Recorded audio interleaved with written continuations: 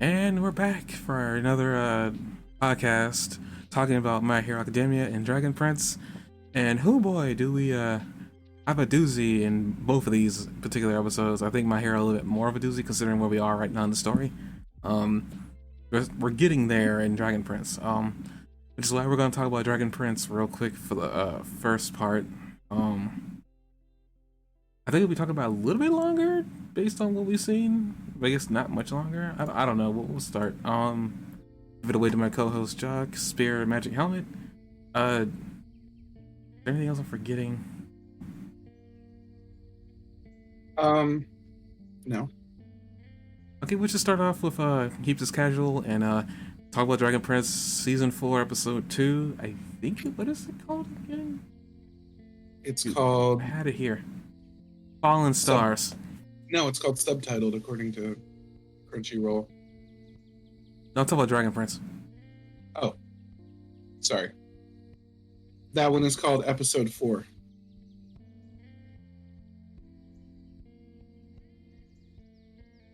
It's called episode 2, Fallen Stars. I'm giving you a hard time.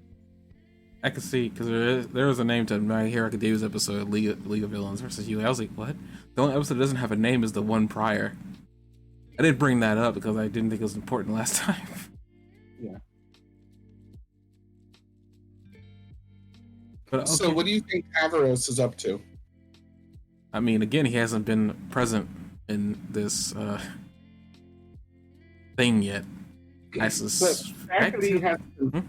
the fact that he wasn't present is actually very significant in the scene where Ezra's the wizard, right? I just want to make Uh, sure I'm not. No, I'm sorry. Callum. Callum is the wizard.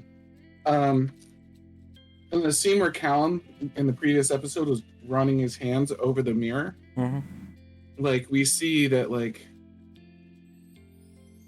he's got this mirror and he's like touching it and checking it out and everything, but like the guy is not appearing this time, which is interesting. Like he's choosing not to show himself to Callum. Do you think he's choosing, or did Baron, what was his name? Viren know how to activate it? Or is he no longer there? I, he's got to be still in the other world, so I suspect he's still In there. that cocoon, right? His essence could be in that cocoon. He could just not be around to like answer someone that calls on the mirror. No, because when Claudia said that whatever that was in a cocoon was some messenger, like it wasn't him. Also, is it even the same mirror that Callum has? I think it is. I don't It think doesn't that have, the mirror that Baron had left at all. and Claudia was just talking to the worm. She wasn't communicating with through the mirror at all. And that makes sense because when they closed the last season, I remember that was like a thing they looted from Viren's area. You think the location of the mirror is important, not the mirror itself? No, I think that Erebos has moved on from the mirror and now it's working in the grub. And I think the fact that the grub has a cocoon and it's glowing and everything could potentially mean that Erebos is just either full attention on the cocoon and developing whatever's in there, or he's already transferred his essence into it and he's like vulnerable right now, but not particularly worried about it because Claudia and Viren are pretty loyal. Are you saying Erebos is in the cocoon, or are you saying he's somehow nurturing it from the other side of the universe? I'm saying I don't know, but I think it's one of the two. Well, I could have sworn Claudia said in the last episode that that wasn't Erebos in there. It was something else. She called it your friend, but what does she know about Erebos? She's never seen him if she doesn't have the mirror. Yeah, but I could have sworn Erebos. I thought she said that Erebos said that that's not it. Hold on, let me go back to the last episode. I just want to make sure that I'm not spouting misinformation. But she said that he wasn't there, but maybe I'm wrong. The whole point of this is to get him from the other side of the other world. Mm-hmm. But at some point, he has to make his way there, right? No, I think they just gotta open the portal, I thought. Again, I'm watching, just make sure. Maybe he has to revert to his grub form, create a create a cocoon around himself, and take his next transformation, and then absorb all the people from West City until he's got his energy back to begin working on his perfect form.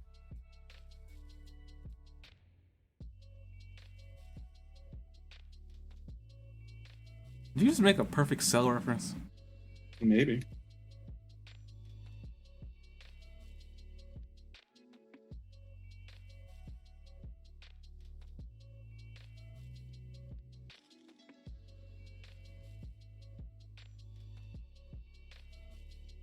Call her a creepy caterpillar friend. She didn't call Erebos even though she knows Erebos' name. She does.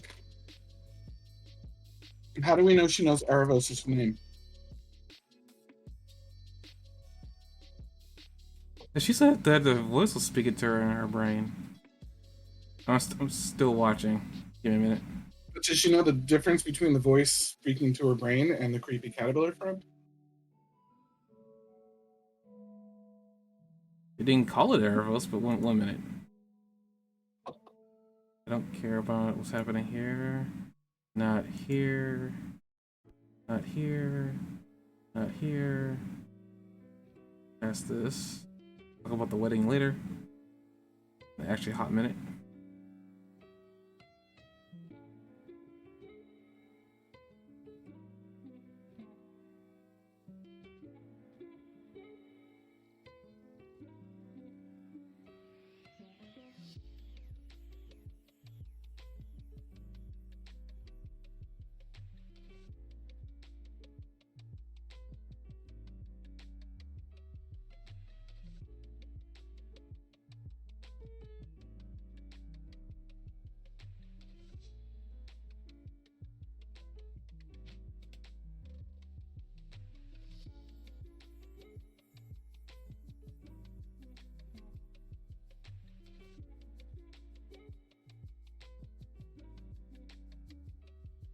The way when Baron tells her Erebos, turns around almost like she knew his name because she just said yes, Erebos.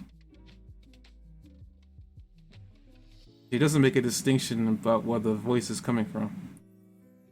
Does she know the difference between the bug and Erebos? And do we know that there's a specific difference between the bug and Erebos? I'm thinking back, and I know the Caliper came from inside the mirror for sure. I think Erebos even specifically said that.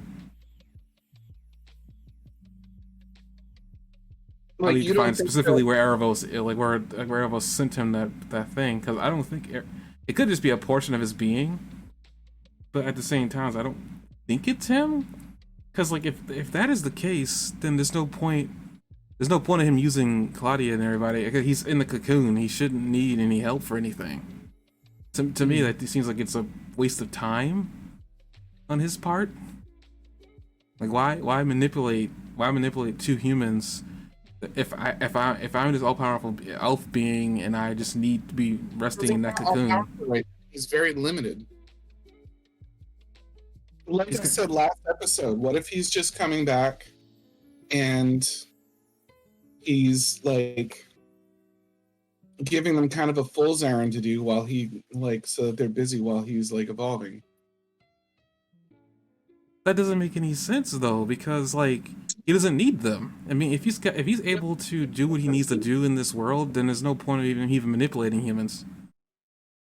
But he doesn't want them to interfere with what he's doing. So if he gives them a fool's errand, then he doesn't have to worry about what they're going to be up to with his. I mean, he's seen that they're perfectly willing to like tap into a dragon's egg and use its power and stuff like that. He doesn't want to be components to a spell.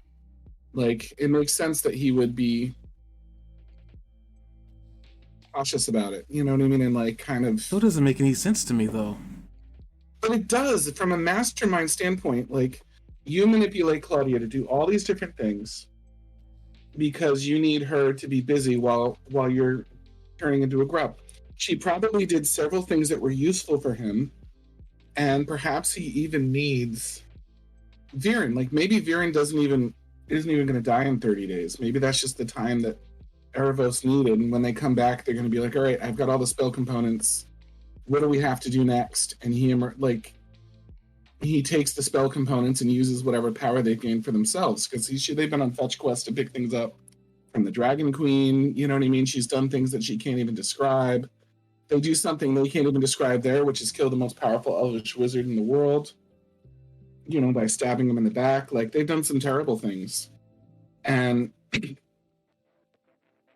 if it all is just Erebos using them as pawns, they wouldn't choose to be used as pawns in a different situation. So if they come back and, you know what I mean, Erebos just hatches from that cocoon, like, what does he care if Viren's going to die in a few minutes and Claudia's like distracted and heartbroken because of that? And, you know, there's a little fucking wood elf that like shouldn't be able to do much. But if he's just giving them a fool's errand to run, you know, or even like not a fool's errand, if he's having them pick up things that he wants to use as soon as he comes back, like that staff, then this is like the perfect time, you know, the staff and the other things and stuff like that, which we know have something to do with bringing Erebos back.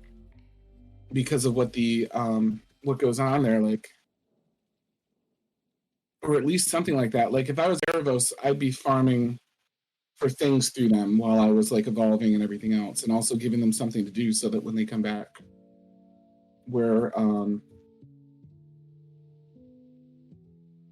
they just they're not thinking about how to use the cocoon, they're not thinking about harvesting it, they're not thinking about using its power. They're getting him the things. He's picked up something that is in both Claudia and Viren's best interest. Viren wants to live. Claudia will do anything for her father. It sounds like fantastic manipulation, in my opinion. It is, but I'm still not buying it. Like, I don't know. I just, to Do you have me, like it seems like manipulating humans doesn't. It doesn't like to me. It's like, 'cause I still think he's trapped in that thing. I don't think he's in the caterpillar. I think he might have sent a familiar through the prison or through wherever he sent it to. I think that's really all that thing is a familiar. Because he, like, according to her, he told her that it's just gonna come out and guide them to where they need to go. Like to me, it's like I'm not like it doesn't like to me. It's like what's going to hatch out of the cocoon? hmm? What's going to come out of the cocoon then? Something to guide them to somewhere. That's basically what I understood Claudia said. Mm. It's gonna like, help guide them to wherever they need to go to fulfill whatever he wanted them to fulfill. Your assumption is that he would never lie to them, and he's actually going to guide them to do something because he gives a crap about their interests. I'm not saying he cares about them. I'm just saying that to me it's like if I was in Mastermind and like if I really was lying and like I actually am somewhere in that thing, I wouldn't be sending them on fetch. I'd just get them out of there. What's the point of like sending them on fetch? Because these things I can do myself. They literally waited for 2 years. Yes, I mean Varen was like it was in a comatose state, but at the same time, it's like they waited full 2 years. They waited 2 years to do anything. It doesn't make sense. To get things for them that like would help him transport his way back in. But no, I'm operating on the assumption that you're saying that he's in that cocoon. If he's already in the physical world, he doesn't need them. Is he coming to the physical world? That's my assumption. Like, I mean, like all this stuff they're doing, he wants to get out of the prison. If he's coming to the physical world, why not buy a cocoon? So you're cut out there. If he's coming to the physical world, why wouldn't it be through a cocoon? I think they're going to have Erebos look like Erebos when he gets back. I don't think he's going to look like Viren. It makes more sense to me that, from even an animation standpoint, that Erebos looks like Erebos and it's not just a possessed Viren like when he comes out. The best way to make that happen would be to have the cocoon turn into Erebos, because the cocoon can turn into pretty much anything we want it to turn into. And the show's not hesitant to like surprise us with stuff. Like the Dragon Queen wasn't what we kind of expected. You know, it was better, but it wasn't exactly what we expected. So I don't know. I understand what you're talking about, but I'm still hung up on. There's no point for him to be manipulated. He gave Claudia what she wanted. Yes, there's a time limit on it, but I just don't. There's no point to me. There's no point to him manipulating them. There really is no point. I feel like he could do whatever he wants. Game Hunter, there's no point for them to cooperate with Erebos unless there's something in it for them. Why would Viren do something for Erebos unless there was something in it for them? Well, I'm just like, so get your team. Continue. Well, especially Claudia. He promised Viren what he wants most, which is power at the time. He promised Claudia what she wanted most, which was to, take care of her father. So it's awfully convenient that he just happens to have exactly what the two of them want, and he's able to provide it from the other world, and why would he give them anything? Why would he give them anything? Unless he had his own purpose to serve. I mean, I agree with it, but at the same time, I find it really difficult considering that, yeah, he manipulated Viren all that time for us, and he's, from what I understand, he's still stuck on the other side of that magical world. I think he's still over there. That cocoon, I think, is just some familiar he's sent over. I don't think that's him. Okay, I mean that's possible too. But if that's the case, what is the familiar going to do? Like, lead them to wherever they. Hold on, I know she said that. Like, what happened? Like, I know they mentioned. They actually talked about whatever was going to come out of that cocoon. Grub would have just been fine. The grub, instead of taking all this time evolving the familiar, the grub could have just sat in one of their shoulders or in his ear and like done its own thing and continue to do its own thing and lead them that way. We know we can communicate with them. So like whatever is coming out of there has to do something the grub can't do. Otherwise, there was no point in having the grub like evolve. So there's got to be a point to it. Like, what can this thing do that the grub can't? I mean, it's still the grub. It's just evolving. Okay, but why? Why bother to do that if there's another way to do things that's faster?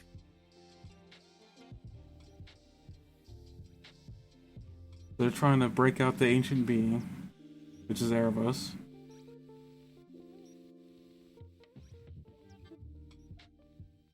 What is more likely than the grub being Erebos that you're so hung up on? Like, what?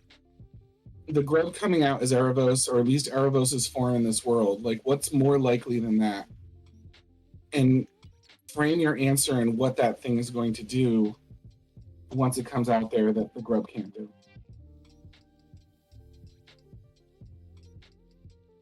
Okay, it comes out, it turns into a familiar. I don't know what that familiar is going to look like or what that powers are suggesting, but like it's possible that maybe there is a position in their world that is linked to the position where Erebos is. Based on how magic works in this universe, it's tied to something. It is actually quite possible maybe there's a really powerful, like, we've seen like areas where there's magic, heavy magic concentrated in a spot. It is quite possible that maybe since Erebos can't show them or figure out where the heck he is because he doesn't know where he is, and I guess he doesn't know where he was. He doesn't know where he's imprisoned. So it's a good chance to think that okay, he maybe doesn't remember or where he got imprisoned. Like in a physical route, it's possible that maybe the familiar knows something. It's connected to something in their world that it can lead them to. So let's run with that for a second. You're saying the way this universe works, the way the story works.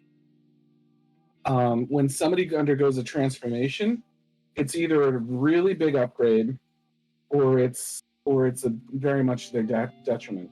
So we've had the Dragon King transform into stone. We've had Claudia continue to like have her hair turn white, and we know that something is like permanently draining her as she has this cost.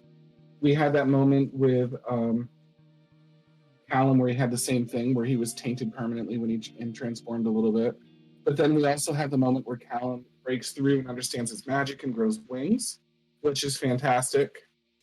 And that's a really wonderful transformation. And then we have Zim advancing from egg to dragon. So the transformations that we've seen so far in here are either like really big and usually involve like both times so far involved gaining wings or really dark and corrupting.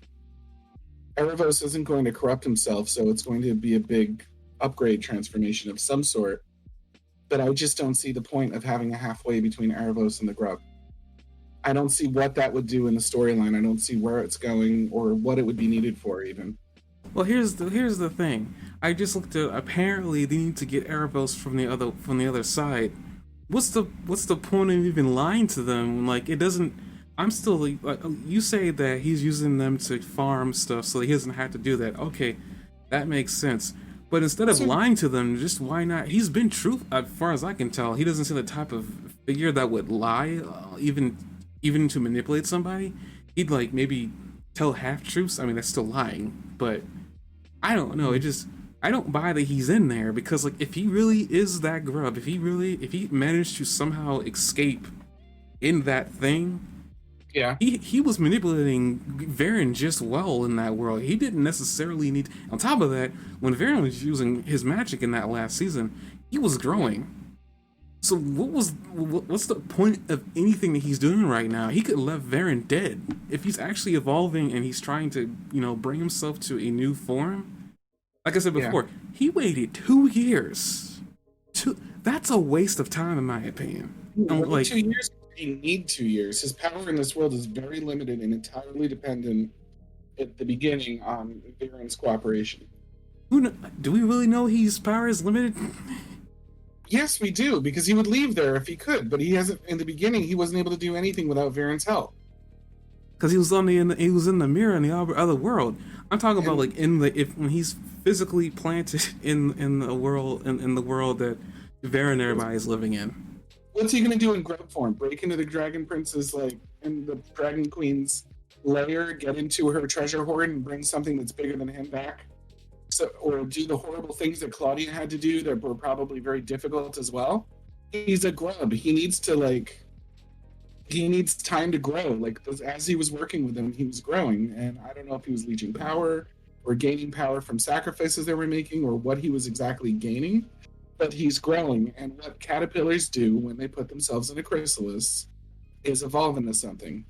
If I was him and I could evolve into one thing, it wouldn't be like a familiar, it would be my avatar in that world for my physical form.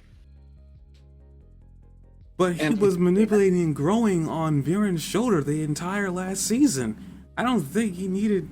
I mean, something is not adding up. I don't know what it is for me. I mean, I guess you're seeing something that I'm not. I guess I'll just disagree. I just don't. Something is not adding up. I don't believe if I need something else needs to happen for me to believe that he is literally in their world in a caterpillar form. Because like, I mean, yeah, we haven't seen him anywhere, so I'm guessing you could make the assumption that he must be that thing. But I just don't buy it. the other thing is that Callum invoked the runes, like translated the runes and invoked them, and nobody showed up. I don't think him reading the runes is supposed to activate anything. I think he's just trying to figure out what it said. He didn't. He read the runes. He's been standing in front of the damn mirror with the thing off, looking at it. He's magical and powerful, and he's not even seeing Erebos's rune. And the other guy was able to do that with Erebos not even being aware of it for a few episodes. He just sat there and watched it for days. Erebos walk in and out of the room, and then finally looked over and said, "Oh, there's somebody watching me in the mirror." And it took him a very long time of reading books and things like that, and just doing things in his world before they finally noticed that.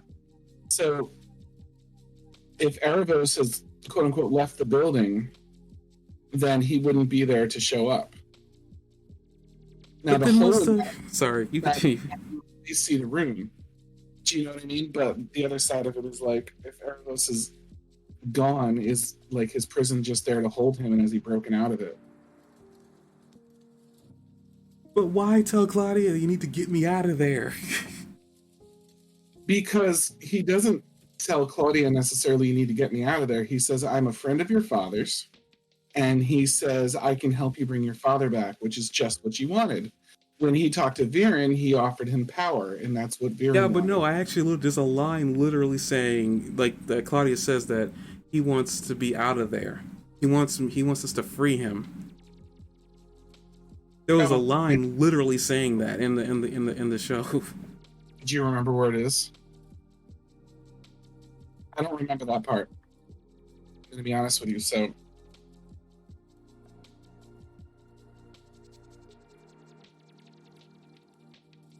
I don't know. It's the best theory we've got so far, unless you can think of something else. I'm stuck on Erebos' location, so sorry. I mean, you gotta convince me of his location, and I'm not convinced he's in the chrysalis. In a place that can only be accessed through the mirror. I don't know why any more location matters. We know he's not on Earth.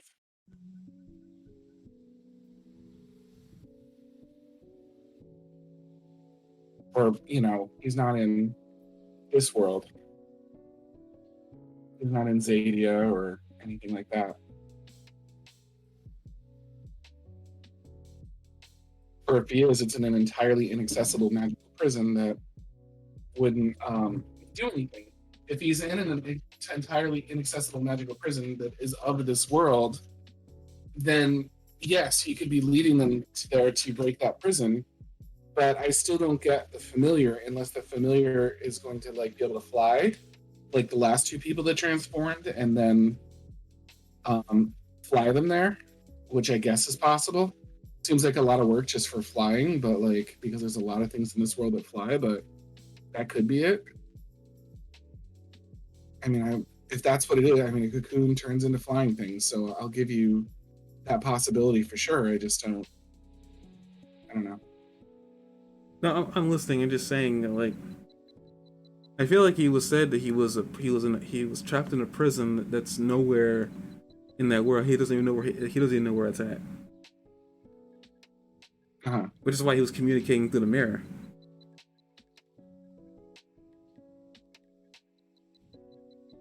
Right. So if he doesn't know where he is, then he can't guide them to him.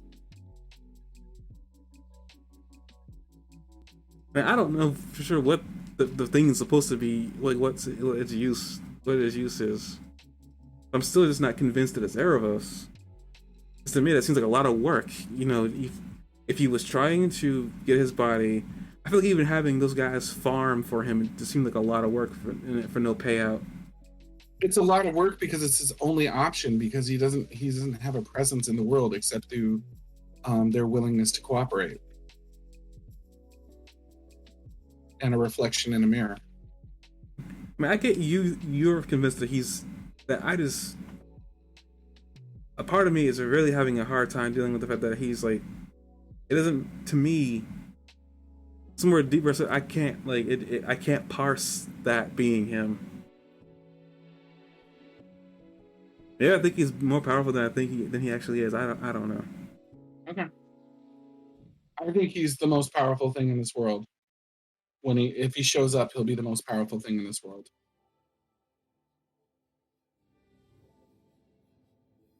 I'm still looking. Just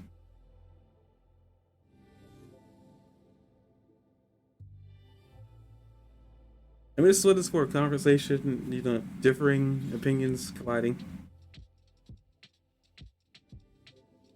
It's not really a differing opinion. I just don't. You just haven't offered me any solution.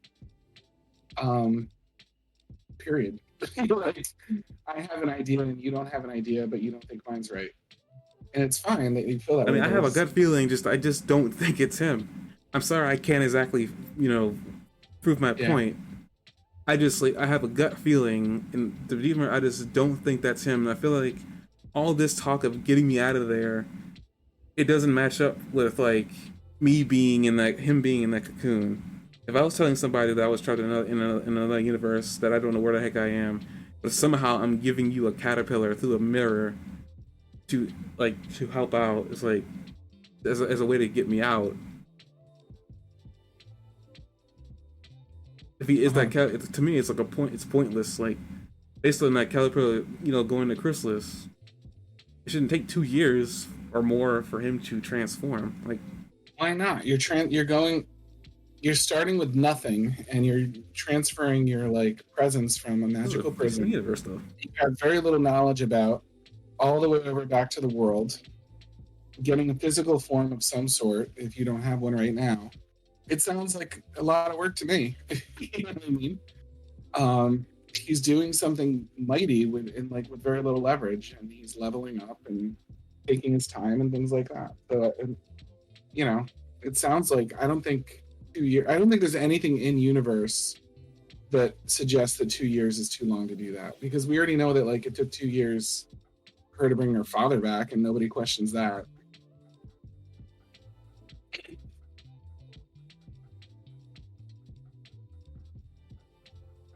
If it takes 2 years to bring a father back from the dead, and I think it's reasonable to think that in the same universe that it could take significantly long time to bring somebody from a magical prison, possibly in a different dimension when they don't even know where they are and their only connection to the outside world is a mirror. I mean, for the first few days, he couldn't even speak. Like, he needed the grub to be able to speak at all. He was just kind of like pointing at things and stuff. Remember? Yeah, I mean, I get all that. I just find it difficult for that to be him. Okay. I mean, I think we've used up this topic then, but so We have the sort of on brand for the Dragon Prince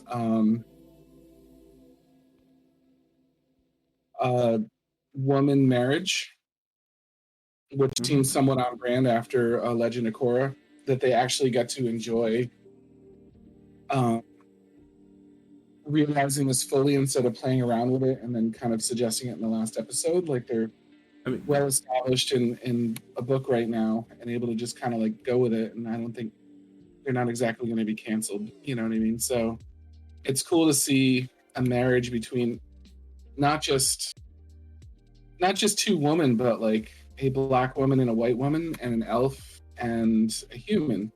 They're bridging a lot of worlds here with this. So as a like breakthrough piece, it's definitely got some value in that sense. But I thought that was cool.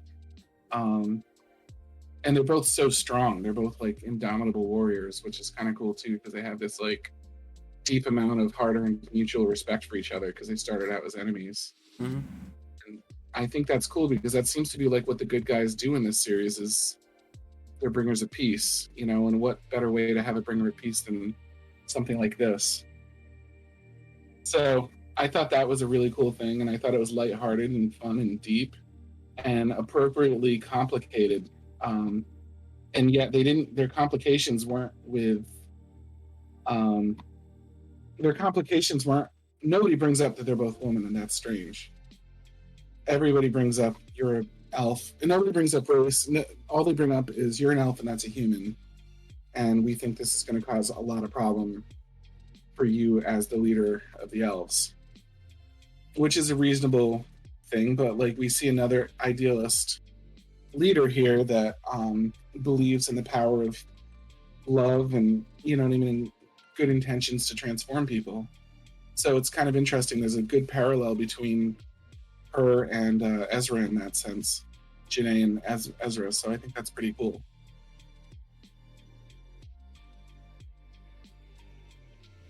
No, I agree. So I was just like, I'm still looking. I just want to give you a chance to talk. No, it's fine. I mean, her brother. I feel like I don't know. Maybe I'm reading too much into something that's not there. I could have sworn that because I was very confused when he's like, "This is a symbol." That's what really confused me. I was like, "This is a symbol. Like a symbol of what?" I get you don't like humans. I get you don't want humans around. But like, what's? I feel like there is something else that he is not saying. Possibly not 100%. I'm not 100%, but Well, isn't a queen a symbol? Hmm? Being a queen is a symbol. Like you. Yeah, no, but when he says like marrying this, actually making it official, would make this a symbol. He's not talking about her. He's talking about what they're doing as some negative connotation for something. I get they don't like humans. That's obvious, but it's like they aren't the first human and or elf couple. I mean, none of them are officially being married. So I guess you can't really compare them. But her brother was very against it, and I feel like there was something more to it than just it being about her marrying a human. I think there's something else that he's not saying, and I don't know what it is, and it's possibly nothing to do with them being lesbian. I mean, after you said that, I was like, you know what? Yeah, I'm going to drop that. But whatever it is, he's very as they're walking away, he says, "Don't let it be a symbol." I get that being a queen's a symbol, but he was talking about something completely different of being symbolism. Something else he's trying to prevent. Whatever that something else is. Mm-hmm. He seemed very against it, like from a diplomatic standpoint or something like that. You know, he didn't. I don't know. It just to me, he's like, okay, you're a family member. You expressed your concern, but now your concern is turning into something completely different. And I think she knew too, and that's why she stepped away from the conversation altogether. Mm-hmm. I don't know what's really going on there, what they're doing. I feel like her wife is in trouble, kind of. And I think she can feel it. I'm getting this as you talk about this. I'm getting the same feeling that I got from Ezra's Kinghood when I was talking about how I feel like there was a lot more going on there than was apparent. So I think that's especially interesting because of the what that invokes in my mind when you say that. I'm like, yeah, that really tracks. If we're pulling the Ezra and her into like kind of being sort of a parallel, but across different races. Because I was very confused. I disagree. I mean, I was very confused at first. Cause like, is he talking about them being women?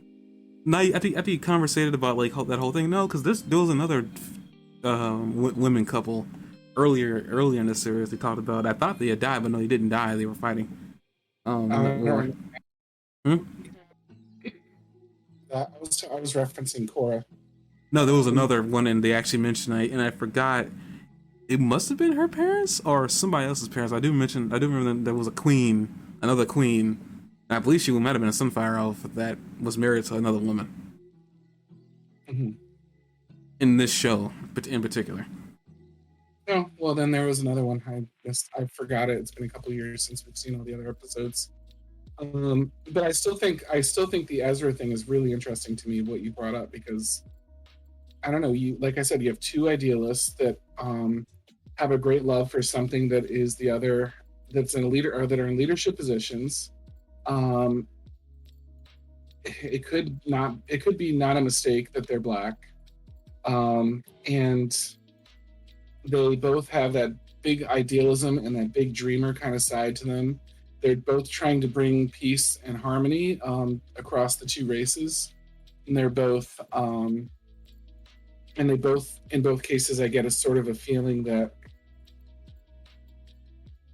there's something going on behind the scenes that's not entirely in their control, because that was my gut feeling about Ezra. And they kind of fake you out, because then they're like, oh no, that's not it. Like, he's just got you know,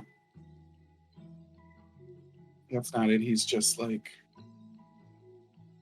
it's just Okay, a surprise birthday party, and they fake you out a little bit. But like, I still think that that was sort of like a prelude to knowing a little bit more, you know. So I think it's interesting. I think you make a really interesting point there, and I'm kind of excited about it. no, like and I responded. I wanted to backtrack real quick back to the initial thing we had where we had disagreement.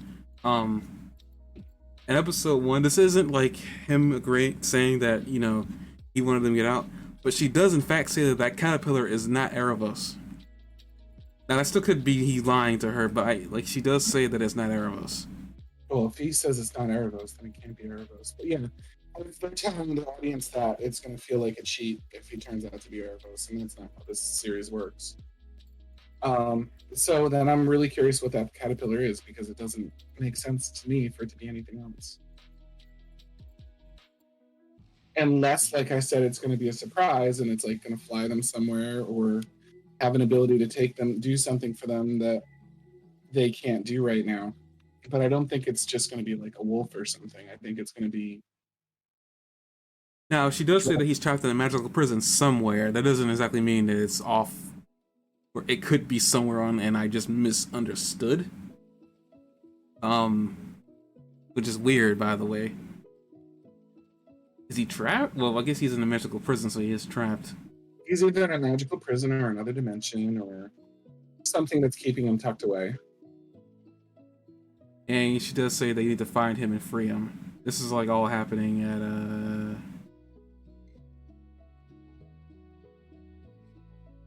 I would say a good point. Episode 1 is like 1710. Mm-hmm.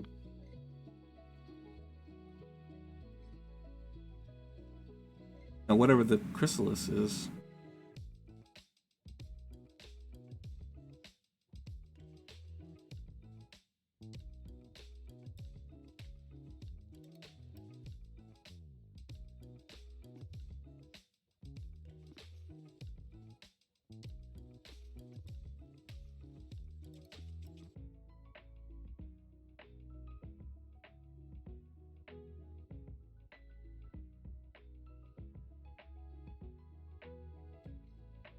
Okay, so apparently that thing, whatever it is, he called it a being, will guide them to whoever has the answers. So I'm guessing it'll guide them to whoever imprisoned him there, or somebody who can get him out. So there's somebody in this world that can, in fact, get him out of there, whoever that is.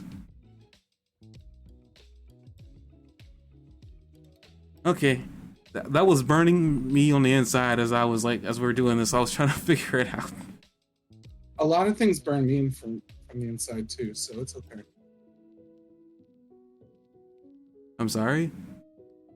I said a lot of things burn me from the No, inside. I said I'm sorry. That was more of like I'm sorry that things burn you on the inside.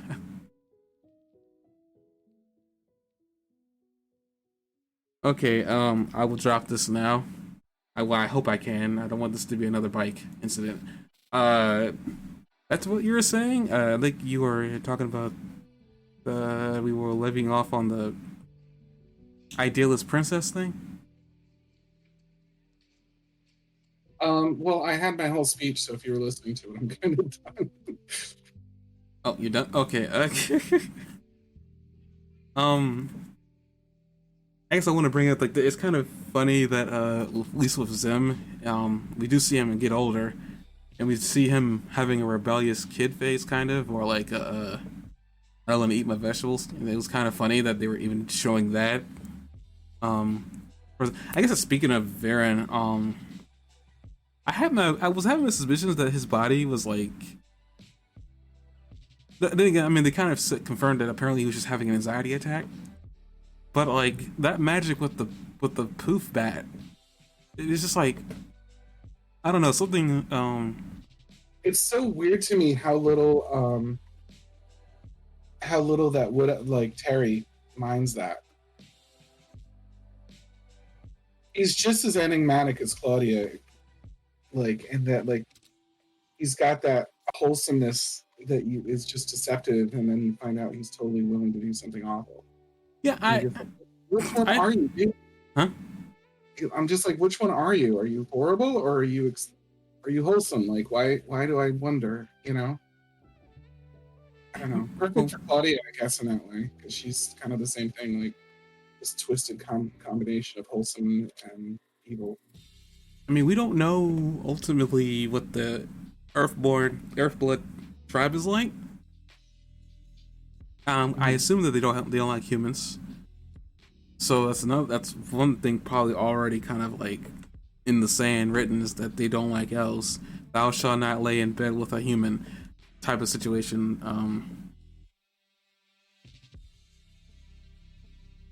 I guess that's still like in set in stone. But yeah, I mean, he is weird. Like how totally fine he was with the dark magic and his willingness to stab that wizard, you know, and a fellow fairy creature elf in the back, and like he's just like Claudia in that, like, he's sort of damned and okay with it. I'm still on the whole, like, I don't know. This one I probably had to let go in terms of like, after I saw her kill that bat thing, I was like, does she know that she's killing them? That I'm still confused by. Because I feel like if she knew she was killing them, she would not be fine with it. But maybe she does know and she doesn't care. I mean, granted, she said she had to do things she didn't know she could do. I guess that comes down to she must know she's killing things. I mean, I just have to let that go. Like, I don't know. I really want to root for Claudia, but I can't. I'm so confused whenever I have a scene with her. I'm like, I don't know whether I should be rooting for her or like disgusted by her. I'm in the middle, and I don't know that's a good thing.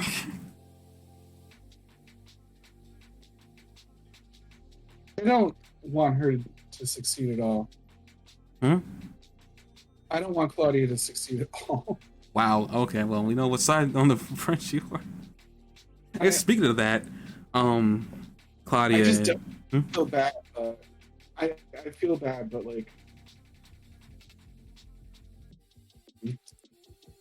Sorry, I did not get any of what you just said. Oh, I said I want to like her, but she's kind of like lost me. Like I want to like her, but like there's nothing to like other than wanting to like her. Do you think she's evil? And she's just got a good poker face? I think she's done an awfully long list of evil shit. Um, I agree with that, but at the same time, I just like I'm trying to like I cannot tell if she knows what she's doing is killing things. A part of me believes that she knows what she's doing, but another part of me is like I got two halves fighting over this one ideal this one idea is like, does she know what she's doing? The side that says that she believes that she definitely knows what she's doing is like presenting all these arguments, slapping the other side in the face with them, but they still won't take it. That's where I'm at right now. I don't know. I've never been this confused of a character before, ever. she said Usually, some things I didn't know I was capable of doing. Like she is also learning the depths of how horrible she can be. You know, yeah, I know that's what's sticking in my head. She's like, she has to know she's killing these things, but at the part of me is like, nobody that could. I guess my thing is like, okay, dark magic comes at a cost. Varen, I thought was losing his humanity, and he probably was, but I think you're confusing love with goodness. Love and goodness are two separate things. Love brings out the best in somebody, but it's not. Love doesn't make you a good person. It brings out the best in who you in well what's inside of you, but it doesn't change what's inside of you. Do you know what I mean? I get it, but I don't. Claudia is confusing me, and I honestly I felt this way when I first saw her in the first season. I was very confused by her. I didn't know what side to be on with her. I mean, you've already decided. You know, I don't blame you for it. At the same time, I'm very confused, and I've been this way all these seasons. I have not swayed in any direction with her, Think not about once. think about the crap that you've normalized about her, like how she just low key like took the souls out of like three dead little fairy creatures and used them so that she could breathe more easily going up this hill. Like what other character would do that without it being a shock for you, except for But the Vera? whole thing, it's like I don't know. It just dark. I understand dark magic. I understand life is sacred. I understand all these things. But it's like I'm, and I guess maybe it's the normalization thing. But I feel like why. I've only seen two characters in the entire show use dark magic: Varen and Claudia. She does it with a smile on her face. Varen just does Cal- it with this stoic attitude. Callum did it too, and I think it's fair to say Averos does something like that. I don't know. Averos has dark magic.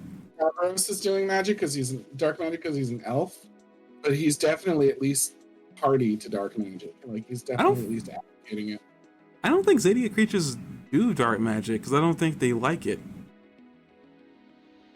Um, I could I have don't know. I sworn, like, basically, because the dragon made it seem like the dark magic was something that only humans did because yeah, they don't but have magic. I don't know. Like Terry, I wouldn't be surprised if we eventually see Terry use some dark magic, for example.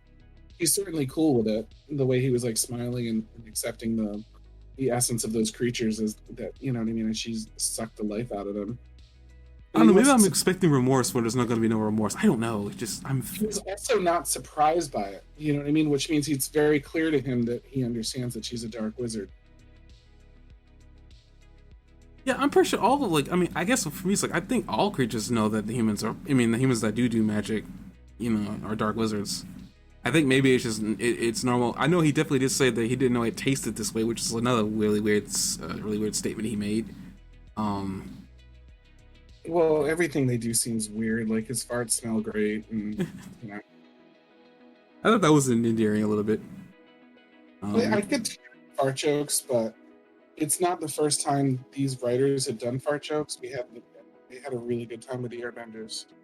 So Yeah, no, I don't. I think I'm 4 seasons in with her, and I'm still very confused. well, that's what they want you to be, but I don't see a path to redemption in her anymore. I think that I don't know, like maybe she at some point she regrets what she does and changes her mind, but her sins are mounted up now, and some I mean she's proven that she was capable and I think proved that she knows what she's doing, even though you're not sure.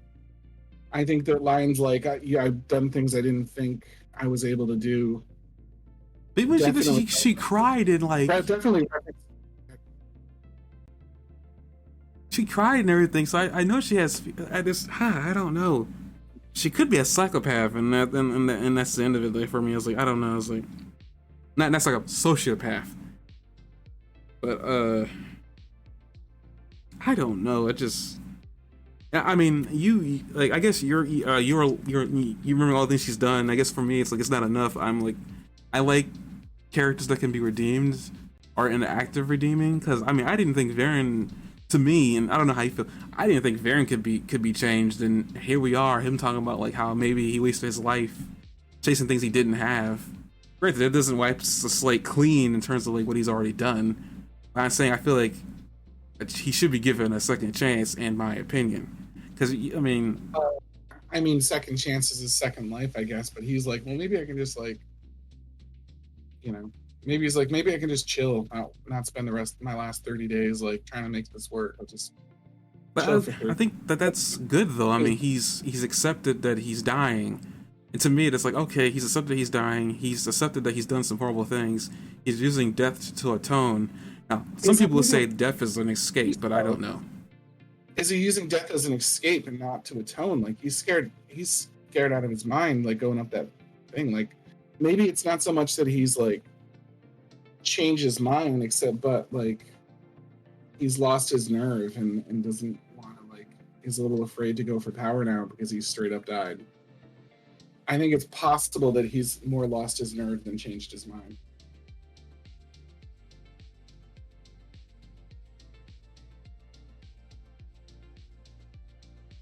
I mean, I guess I don't know. It just like I like to keep characters around and not die because of something evil they did. I don't know.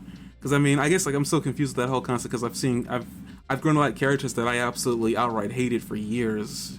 I use Vegeta as an example.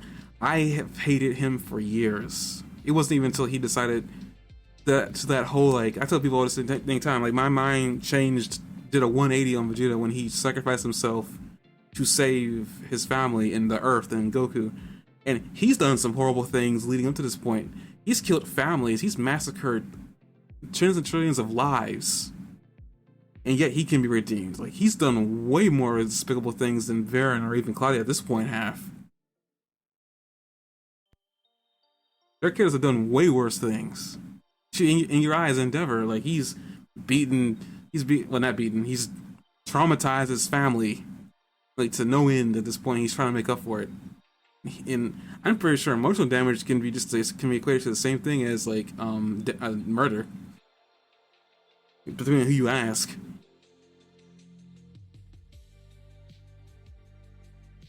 Yeah, I just find it really difficult. Like that's why I'm having a difficult time because like Claudia she's not afraid to show her emotions, and I just feel like she's got to know, like even if she doesn't want to stop doing dark magic, she's got to know that it feels evil and icky, but she doesn't even admit that.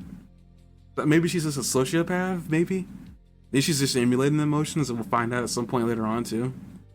Because I mean, yeah, it's really weird how utterly okay she is at just taking life. she lives in the moment very much. Like she could be doing something and then get distracted by like something shiny and completely forget what was going on. You've seen that with her a lot, where she's like, and then she's completely forgotten. Mostly earlier in the series, but like there was a lot of her just swinging back and forth with the breeze, and it's like the only thing that anchors her seems to be her father, and he uses her as a pawn, just like I feel Averos is probably using. I guess maybe it's her airheadedness that's like I just don't understand. I just don't know, and her airheadedness is throwing me for a loop because characters like that are like her kind of aren't airheaded. Like like I mean, they might appear to be, but they're smarter than they look. So or like they tend to be. I just don't know. It's to me, there's a lot going on with her that I don't completely understand, and the dark magic is throwing me for a loop. It's like a giant magic batch of BS that I just don't know how to sift through. And I'm so confused by it all, and I don't know if I would really truly be. I mean, I don't blame you for made your decision on her. You've already apparently sifted through it all. I'm still in the middle of it all, just trying to figure out what the heck is going on here in this massive dark cesspit that is her mind. That I Yeah. probably won't be able to sift through it all because you've already done it. You already made your mind. And you probably haven't sifted it all anyway. But you just already made your mind. I was like, I don't know. I can't make a mind about it. I think I'm in the middle. And I don't think her character is meant to make you confused. I think her character is meant to make you make a decision early on about her. And I was never able to make one. I was able to make decisions based on other characters, but her character is the one character I haven't made a decision either way. She could die, and I'd still be like kind of indifferent because like I don't know where I was supposed to be with her on what side. Hmm. I feel bad for her fat father. Like I think her attachment to her father is really bad because I mean, regardless of how you felt he was feeling in that moment, and he's talking about I want to enjoy my last 30 days. Attachment to that level that she has, it's very evident how much of attachment to her father she has. It's not healthy. It drove her to the ends of the earth just to revive him. I don't want. That's not good. I find this word very tiring, especially if you've ever spent more than say 20 minutes on Reddit. But do you think that there's like a suggestion of kind of like grooming with her, where he's like sort of like raised her to be his like disciple to some extent, and while he might still have feelings for her, his original purpose for like tagging her along with him was because he needed a tool? No, I don't think. I don't think he. Maybe he groomed her accidentally, but I don't think that was his intent with her.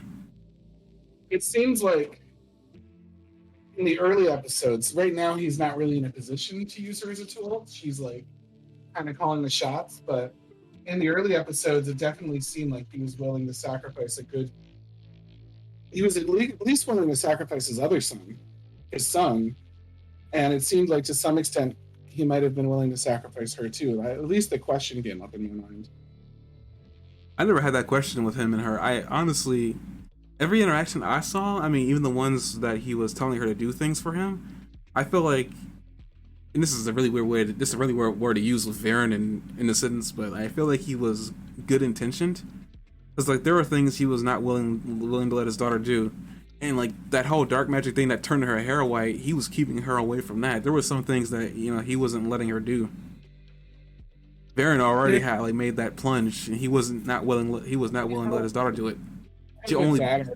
If you're letting your daughter, how good of a dad are you if you're letting your daughter basically like sacrifice bits of herself for dark magic in the first place? It's one thing to be like, you know what, I'm willing to come to terms with this myself and understand that my play for power is like um part of my mission. Do you know what I mean? Is to lose bits of myself and sacrifice my friend, you know what I mean, my best friend and things like that, and use them as stepping stones. It's another thing to simultaneously claim to be a good father and still allow your daughter to learn black magic and all that stuff. Like that's just not something you teach your daughter, you know? If you worked in a coal mine, you wouldn't bring your daughter in to work in a coal mine with you because a coal mine eventually kills you, you know? I mean, with that whole like parenthood thing, and I'm not a parent, and I know you are, so I mean, you know more, but I don't know. I just feel like there's a lot more.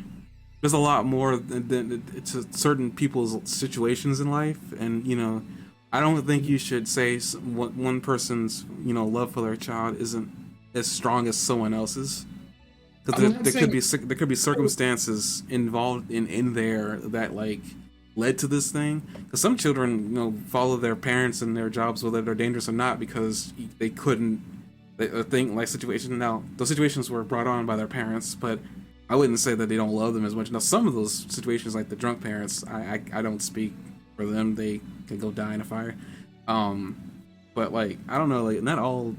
I don't think all situations are black and white. Which I guess is what I'm saying. Even this one, I don't know how. Like I don't think you can call this situation black or white. Because he died, and like it's not like he told her that if I died, bring me back to life. I know he didn't, but he did start her down the path of black magic with no qualms. What is a basically self-destructive an ignoble profession that in the real world that you could see somebody hand down to their children and still be a good father?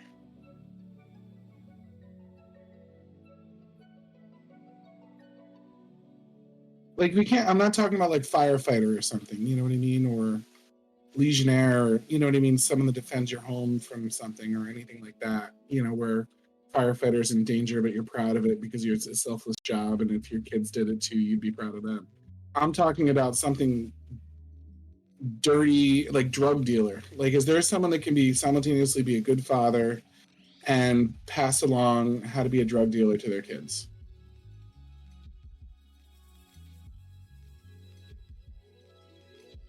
I don't know. I mean, your question comes with the pretext that, like, this parent, like, the kid, you know, they brought their kid into this environment and, like, and wasn't it, I feel like their intent wasn't to bring their kid into this, but at the same time, they realized their kid had a knack for it, and just, you know, at that point said, okay, I'm going to train you to do this, and like, I don't know. I feel like the whole concept, the whole question of love for your child, I don't know. It just feels like something like I feel like that's making assumptions that we shouldn't make about people and, you know, their lives and whatnot.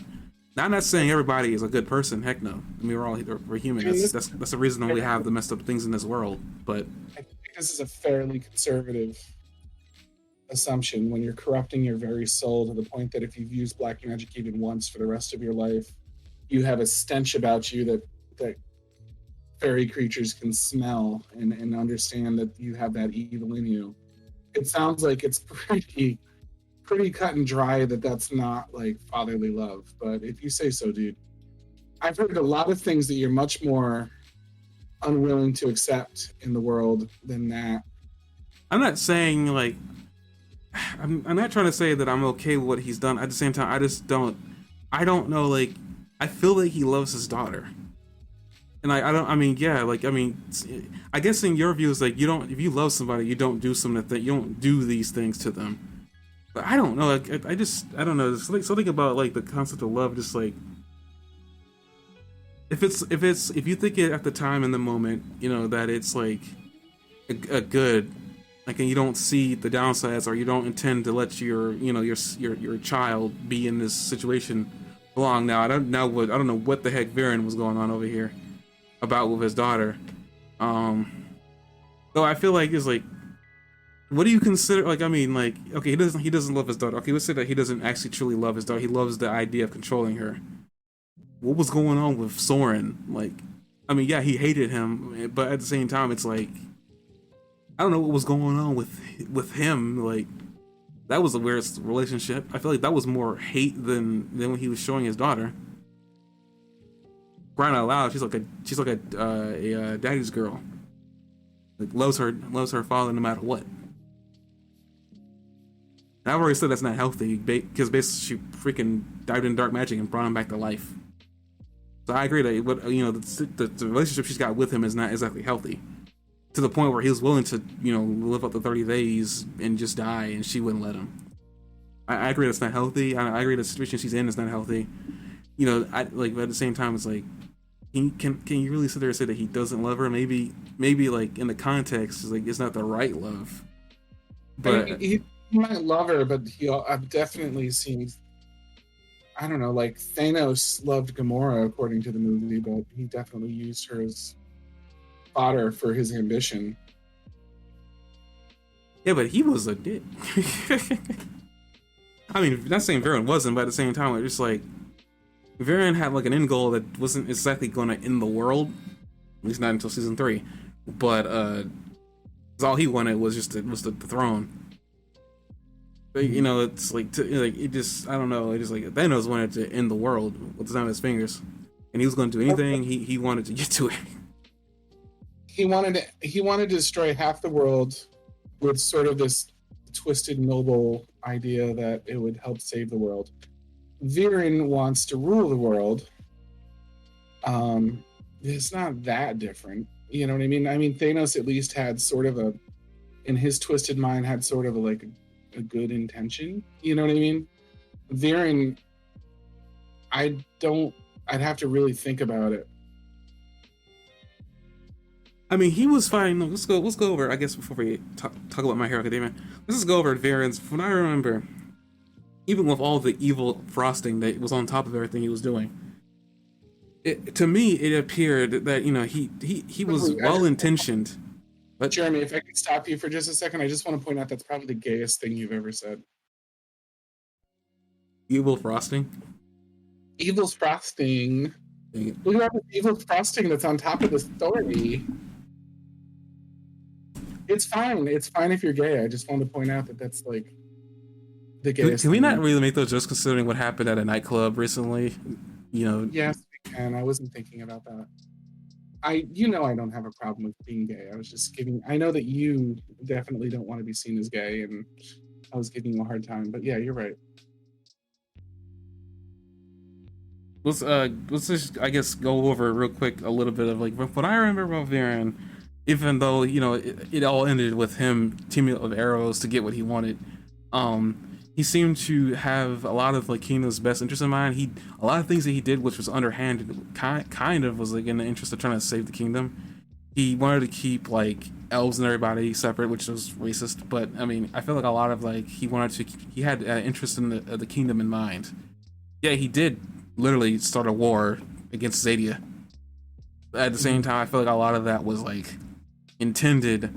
I feel like Erebos himself was just using a lot of Varen's insecurities and just inflating them to the point where it would get him to do what he wanted him to do. And there must have been a timetable Erebos had set for him to be able to get into the real world. I felt like there must have been some timetable that got thrown back by Varen dying. If Varen isn't supposed to be some host, I guess Varen has some purpose in the plan. Because if he really all he needed was a magic user with that staff, he could have just led Claudia to the thing. He purposely had Claudia bring him back to life for some purpose. Maybe the caterpillar thing's supposed to turn to a spirit. This is going to inhabit Varen. It is possible. Maybe that's the point. Like that's why he had him brought her back. Had her bring him back. Mm-hmm. It's a long shot, but I mean, I don't think Varen. I think Varen might have misplaced his desires with his ambitions, and kind of got muddled. Like the line itself just is dissolved. So what he was doing was evil, but at the same time, I guess he didn't see it. He thought he was doing the right thing for the kingdom, because there are people that do that muddle that line between good and evil, and they don't see it because they're so set in what they're trying to do. Is that a good thing? No. You should be able to see, I guess, what you're doing to people that you care about, and as ultimately what he was doing to Claudia was bad. Again, I don't agree with the situation he's created for her, where she's not willing to let him die.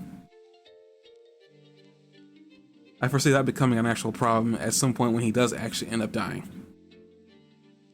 If she isn't completely evil by now, she will become completely psychotic by the time he dies. She is just a ticking time bomb. So whenever that bomb does blow up, I'll probably have my decision made, but I'm still in the middle with her. I don't know what the heck.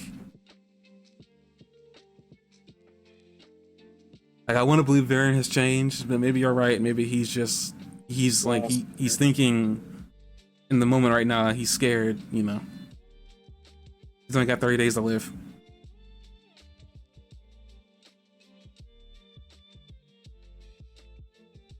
Yeah. He's gonna live like he was dying. He already died. In theory, he shouldn't be afraid of anything anymore. What does that mean? He already died. Was he like undead? He should be a zombie, but I know he's not.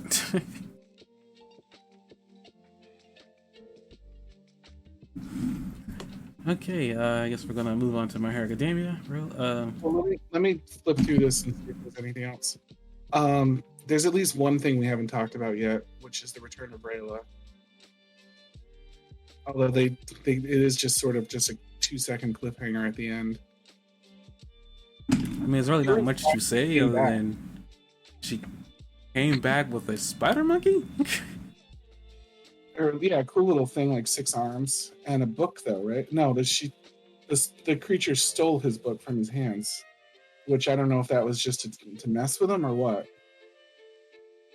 No, he took the cube.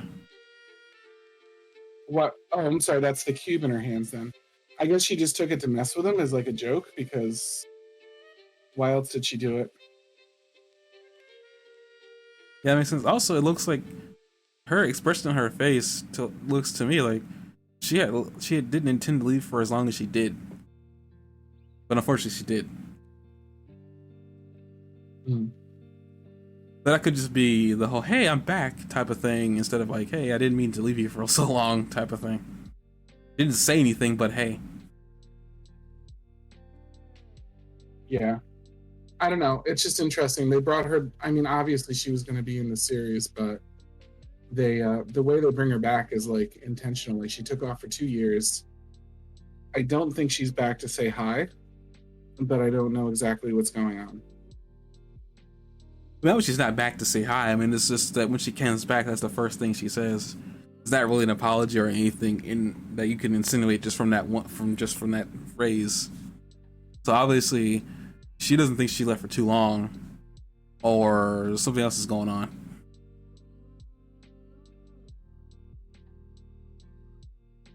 It could be a hyperbolic time chamber thing where she went into a chamber for a certain amount of time and didn't realize that time was passing her by that quickly. I doubt that'd be the reason that they give, but eh. They probably won't know the answer. We probably won't know the reason why she left until the end of the season. I suspect. Yeah, I don't know why she left either. But what I'm seeing, in my opinion, with this is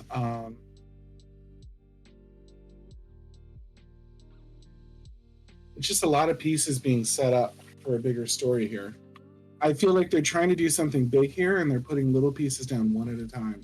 Something's up with something is up with Janae, and the Shadow Elves. Like we don't know exactly what yet, but there's something going on. Something seems they teased that something was up that turned out to just be a surprise party for Soren, but like I don't know, that seems kind of weird. We have someone raised back from the dead, and we don't know exactly what Averos is doing, but it must be big because that's what the chapter is based on. Like, there's a lot of like little bits and pieces, like Rayla's come back, but we don't know why. But I don't know. It just seems like she didn't. The way the story's building, it seems like she didn't just stop by to say hi. Who the hell is this new character Terry? You know what I mean? And why is he the exact same type of enigma in a bottle as Claudia? Like there's just all these little bits and pieces of things like being built up here. What's going to happen with Soren in this mirror? Like the whole 2 episodes so far have just been a whole series of like a little bit of recap, a little bit of catching you up with what happened in the last 2 years, and a hell of a lot of setup for what's coming next. I don't think the surprise party thing you're talking about that you're suspicious with really bottles down anything. I think that whole like them trying to keep the secret from Callum, I think it's all that really was. I agree, but in that episode I teased, like I said, it seems to me like a tease for, or like a little bit of foreshadowing to something to me. And then it also like everything just seemed a little too hunky-dory, in my opinion. Like everything seemed a little too perfect and peaceful and a little too tone deaf for what a king should actually be doing. We know this guy is an idealist. Like we know that Ezra is an idealist and that he makes it work sometimes, but I don't know. It's asking a lot to be a king that is using most of their time to do things like include bait on the council and pick like the head chef's new title. And I get the feeling that the same thing happened with the Crow Messenger guy, that they just picked like a new title in one of their other meetings. So I don't know. it's got some legs going. You know what I mean? And I think that they're putting a lot of pieces, moving parts together because it's going to be too complicated to explain unless they take their time to establish all this stuff.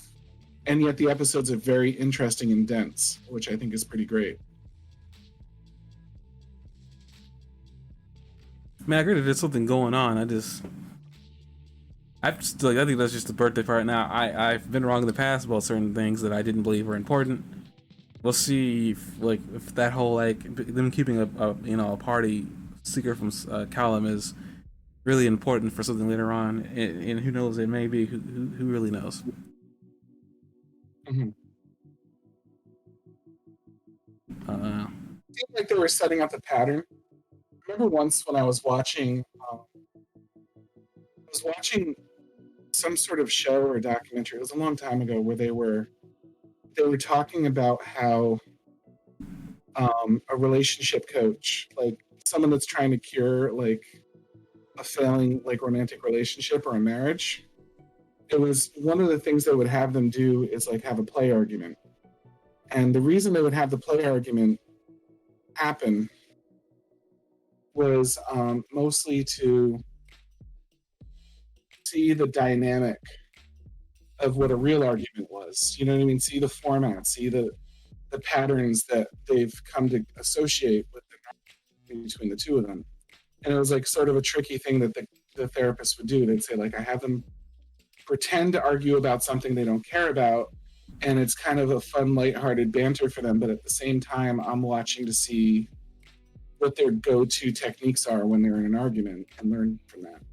So this felt a little bit like the birthday party thing to me felt a little bit like that, where I was like, it feels like that play argument strategy where they're showing us the format for something that might be repeated later.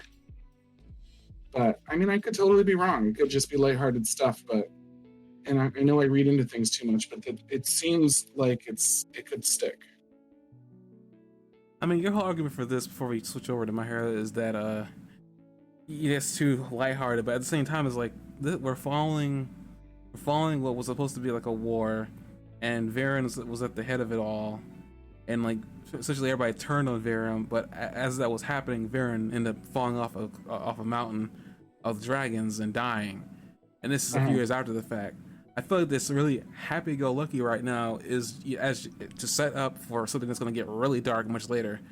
But they have so many moving parts that they're putting in here, and they only have so many episodes in the series. I think that they don't have time for this much happy-go-lucky unless they're doing two things at once. I don't really think it was. I feel like that was just one episode of happy-go-lucky. I could be wrong. But at the same time, it's like to me, it's like I think they were just trying to show that Callum was getting older, and it was like a time of peace that we don't normally see them have because that war happened, and the world's still in disarray. It's not like the world's in disarray, but I feel like it's a part of like what's his name, Soren? Not Soren, but the king. He was trying to show that he was like trying to keep everything as normal as can be, even if the council that he has is a mishmash of delegates and people who don't really matter in the grand scheme of like decision making in the capital.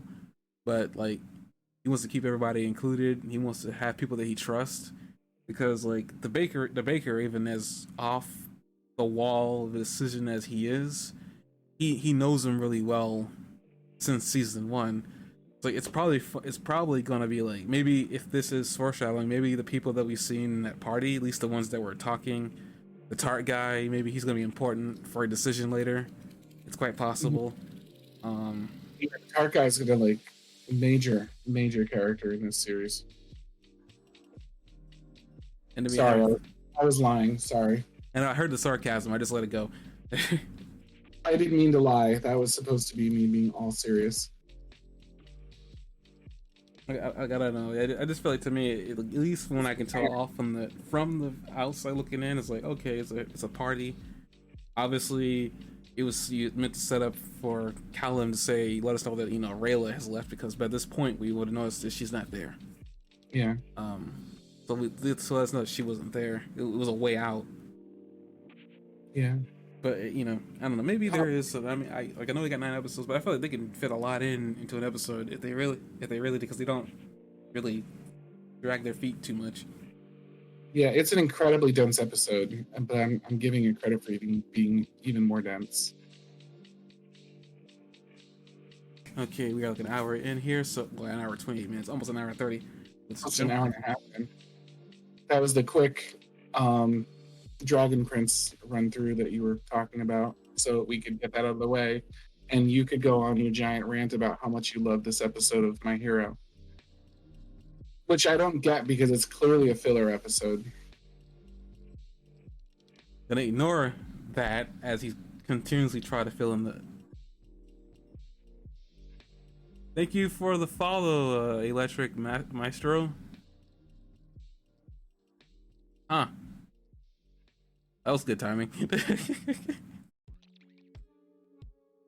But onto My Hero Academia episode 8. 8? Sound effects. The sound effect just played, and I lost my train of thought. Dun, dun, dun, dun, 8, dun, dun, dun, dun. I think it's episode 7. Episode 7 of My Hero Academia. UA versus the League of Villains. As Jock is in the background trying to.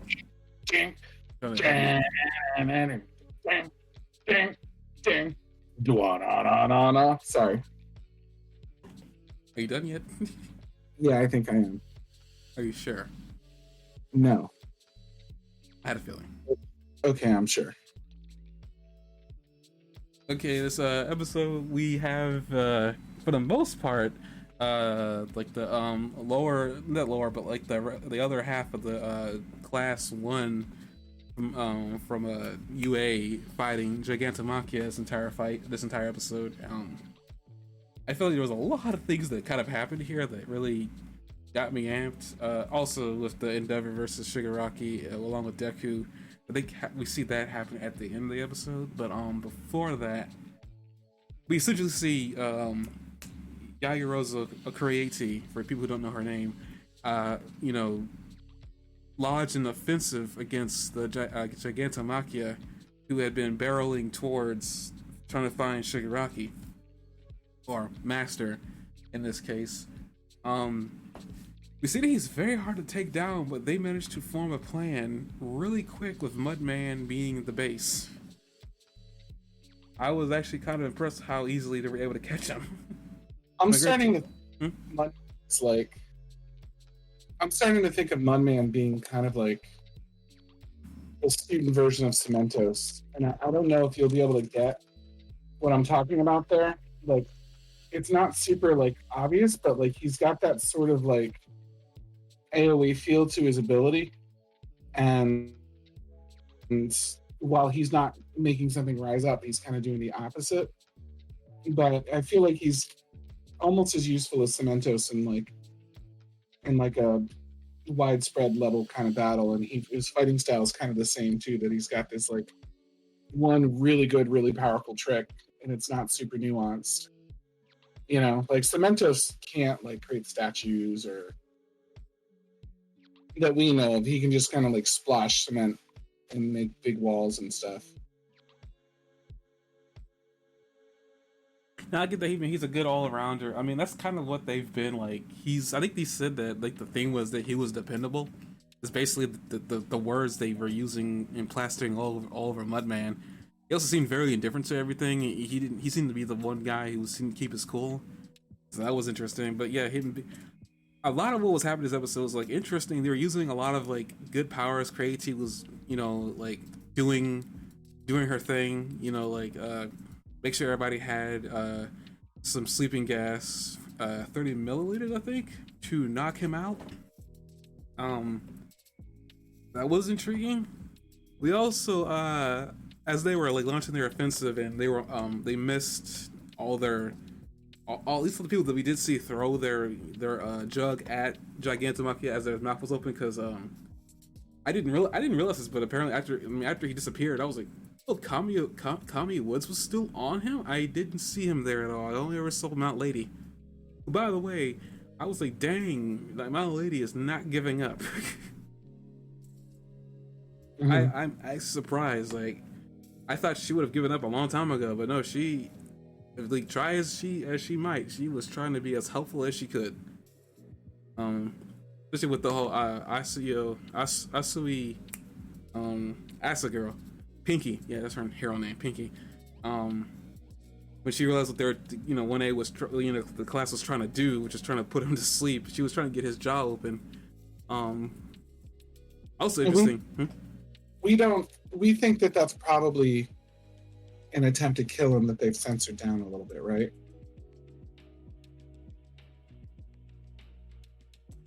I don't know because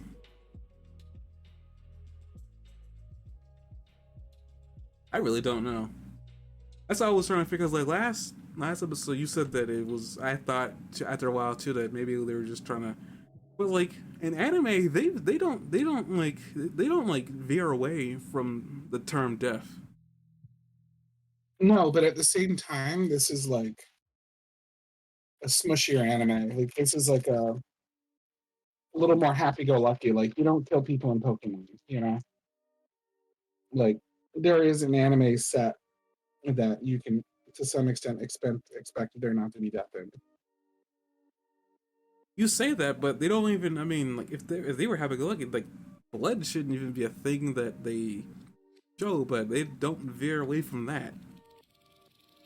Mhm. And there hasn't been a hero that died. I mean, it was like I think a B or C class hero, but there was a hero that died. Um, I almost called him Deathstroke. Twice killed him before he died. Well, his clone did, but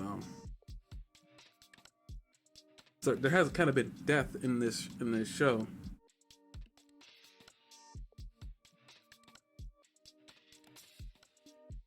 I don't really Mhm. know because I don't even know.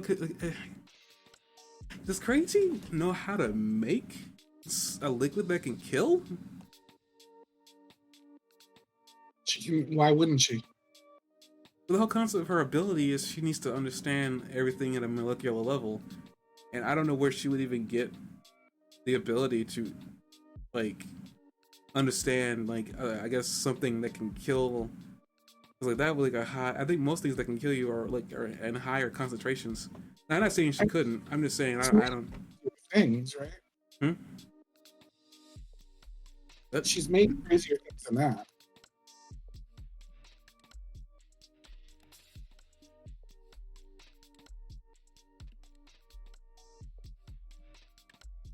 I mean I don't know. Like wait, with I mean they made a big deal about his size. Then again, I mean I just don't know. Like if you're trying to kill something, I don't think the amount that you're trying to use correlating to the size would really matter. Mhm. If you're trying to knock them out, it's a different story. And by knock out, I mean like put them to sleep or something like that.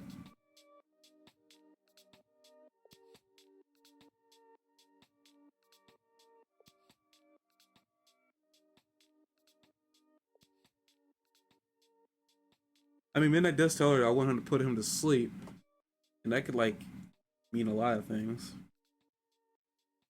Why just not come out and tell him? I know this is against the rule, against the law, but we gotta kill him.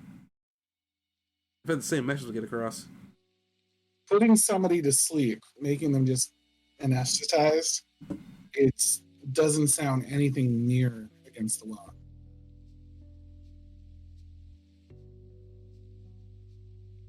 What is anesthetizing somebody actually? Knocking them out like knockout gas. Anesthesia. Like when they knock you out for surgery and you go under anesthesia. Okay, so I'm guessing she meant just to put him to sleep, as in make him just knock him out.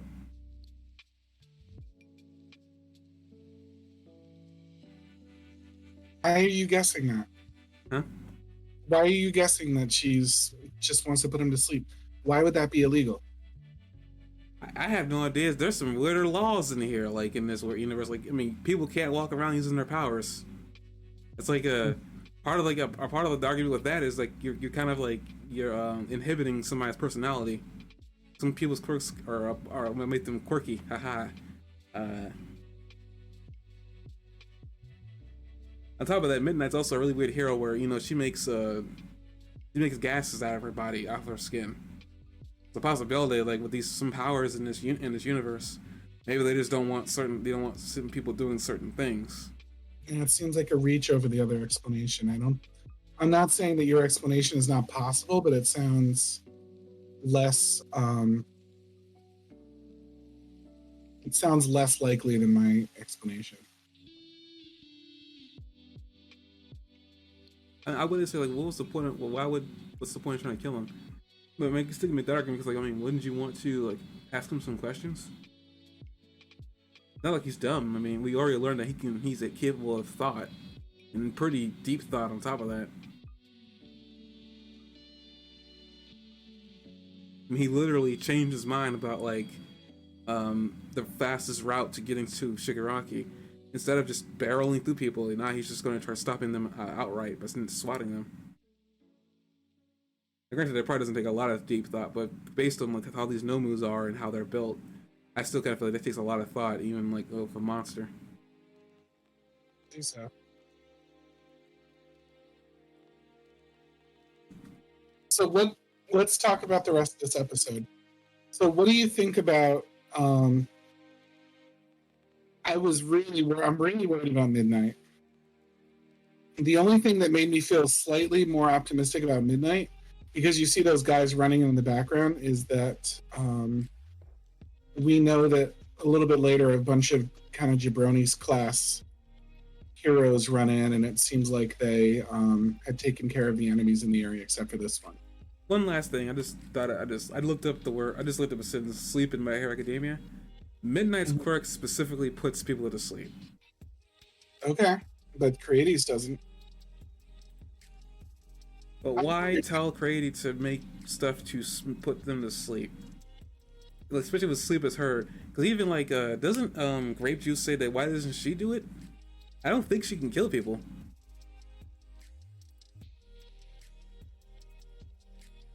Well, maybe she can. Maybe like that's a part of her power that she chooses not to use.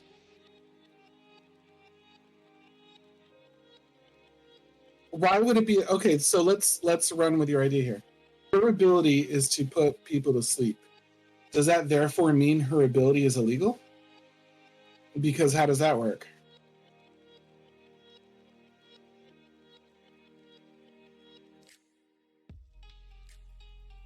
I mean, I don't know. Like I said, I don't understand like what her comment of like.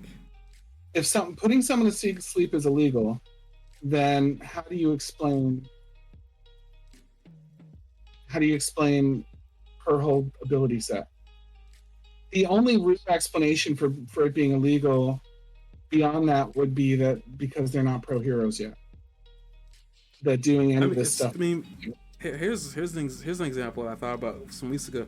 I mean, like, okay, say that she's in a high tense situation. There's a lot of civilians around, and the villains themselves are like like somebody like as big as Gigantomachia. You use your power to put that person to sleep, or even like just a wide area. You don't have any control over that. You not only endanger civilians by putting them to sleep, because like what's going to happen with Gigantomachia when he does eventually get knocked out? He's going to fall on people. There's like no way, and like she doesn't have enough time to get a safe place around them to have him safely fall. There's a good chance she's going to kill some people. He's in the middle of the woods, and you've got to knock him over one way or the other, so he's going to fall no matter what. I'm saying, what if she was in a city where there were people around?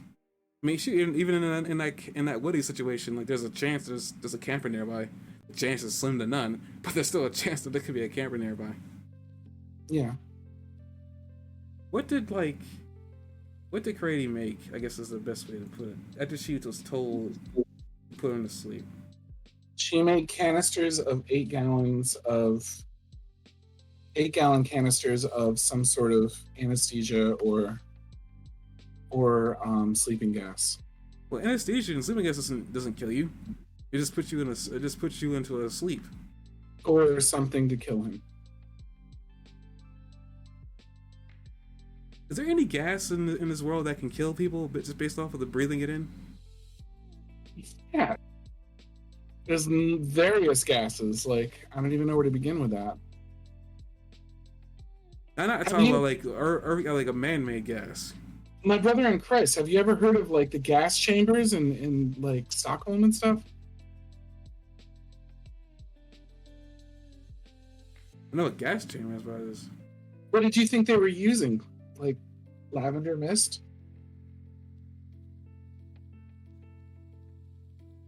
well, like I guess like the whole thing's like okay, they're gonna kill him. Okay, that's stopping him, but like I mean, what's I guess they don't really need to question him, but I just don't know.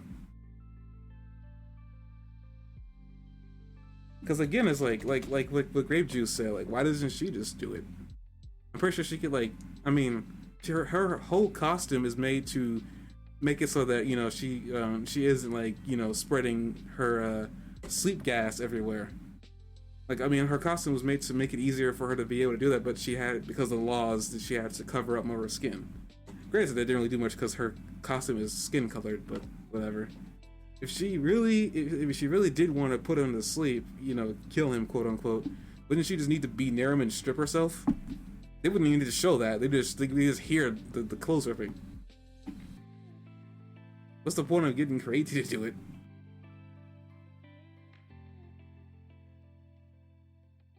I feel like it's endangering kids, and we know that she likes her students.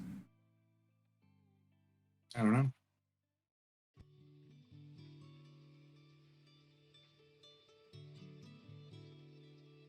And no other student even asked the question, sleep, do you mean kill?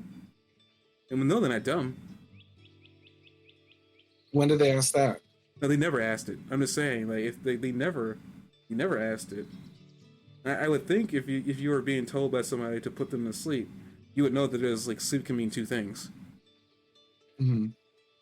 None of them ask. Not even Grady, when she's being told.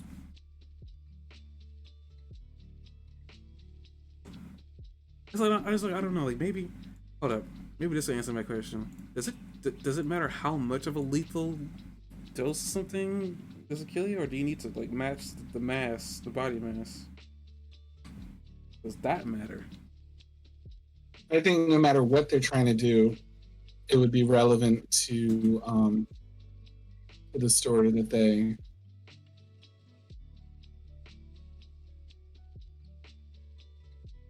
I think if it's like lethal, you're trying to kill them sleep. It doesn't matter how much you put into them. I think they just die. If the using gas chambers, which I just apparently found, I don't think it even matters how much you inhale. It kills you regardless. Why does the amount matter?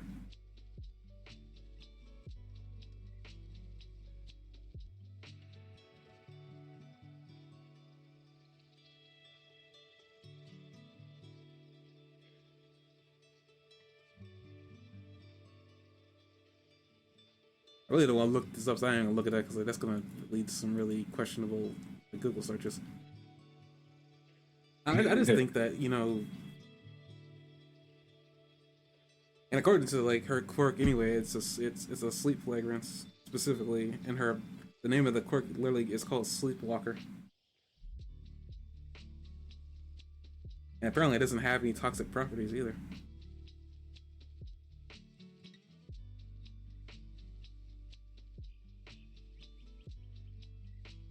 Maybe put him into a coma is illegal? I have no idea. Let's just go with the idea that they're trying to kill him. But I don't think if you're trying to kill, like the amount you put into him should matter.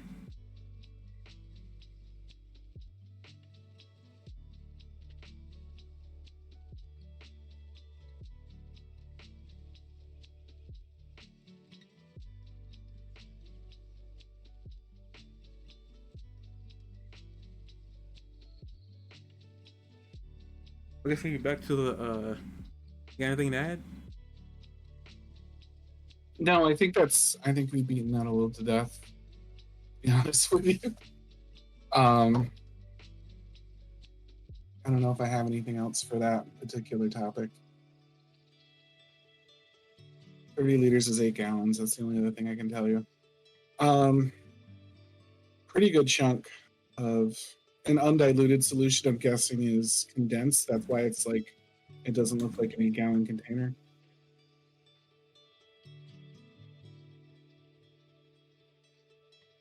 This thing is out of control. 2.1133 gallons.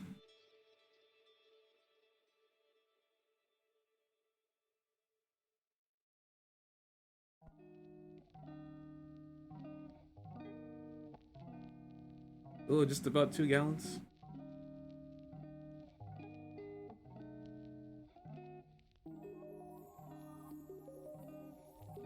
I don't know, it seems really weird that they're focused. If they were trying to kill him, it shouldn't matter how much she would have made. Mhm. They were particular about that, like, this is how much based on how big he is.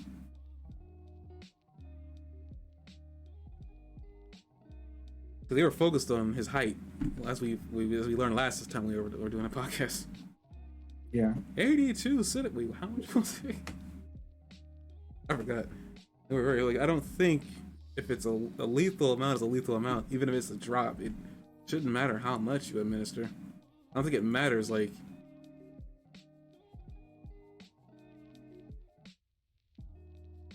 I really don't want to look up how much does it take to, kill somebody. You're gonna start getting the FBI checking out your search records. I'm not going to. That's the thing. It's like I really don't want to cause any U.S. Like, that's why I'm just avoiding looking that particular sentence up.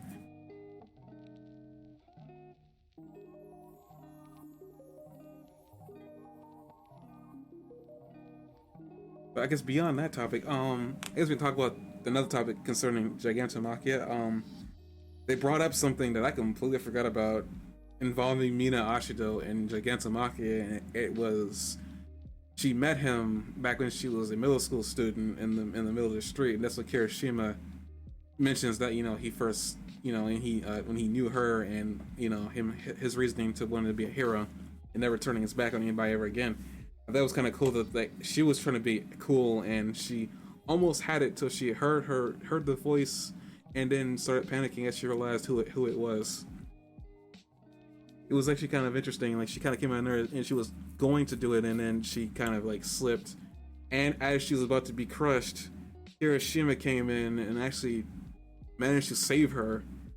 And not only doing that, managed to be the one to chuck the whatever the liquid is into his mouth to do what they're trying to do to Gigantomachia. Yeah. I thought that was pretty cool. I like the music that we haven't heard in a while, like for when All Might started fighting Nomu back in season 1 started playing. I thought that was freaking cool. I always liked Kirishima, but like that moment I was not expecting him to jump in. I almost forgot he was nearby to begin with. The fact that he was actually able to just jump in like that and manage to save her. And somehow still managed to not get crushed. And also apparently he learned his hardening capabilities make it so that he doesn't burn. Mm-hmm.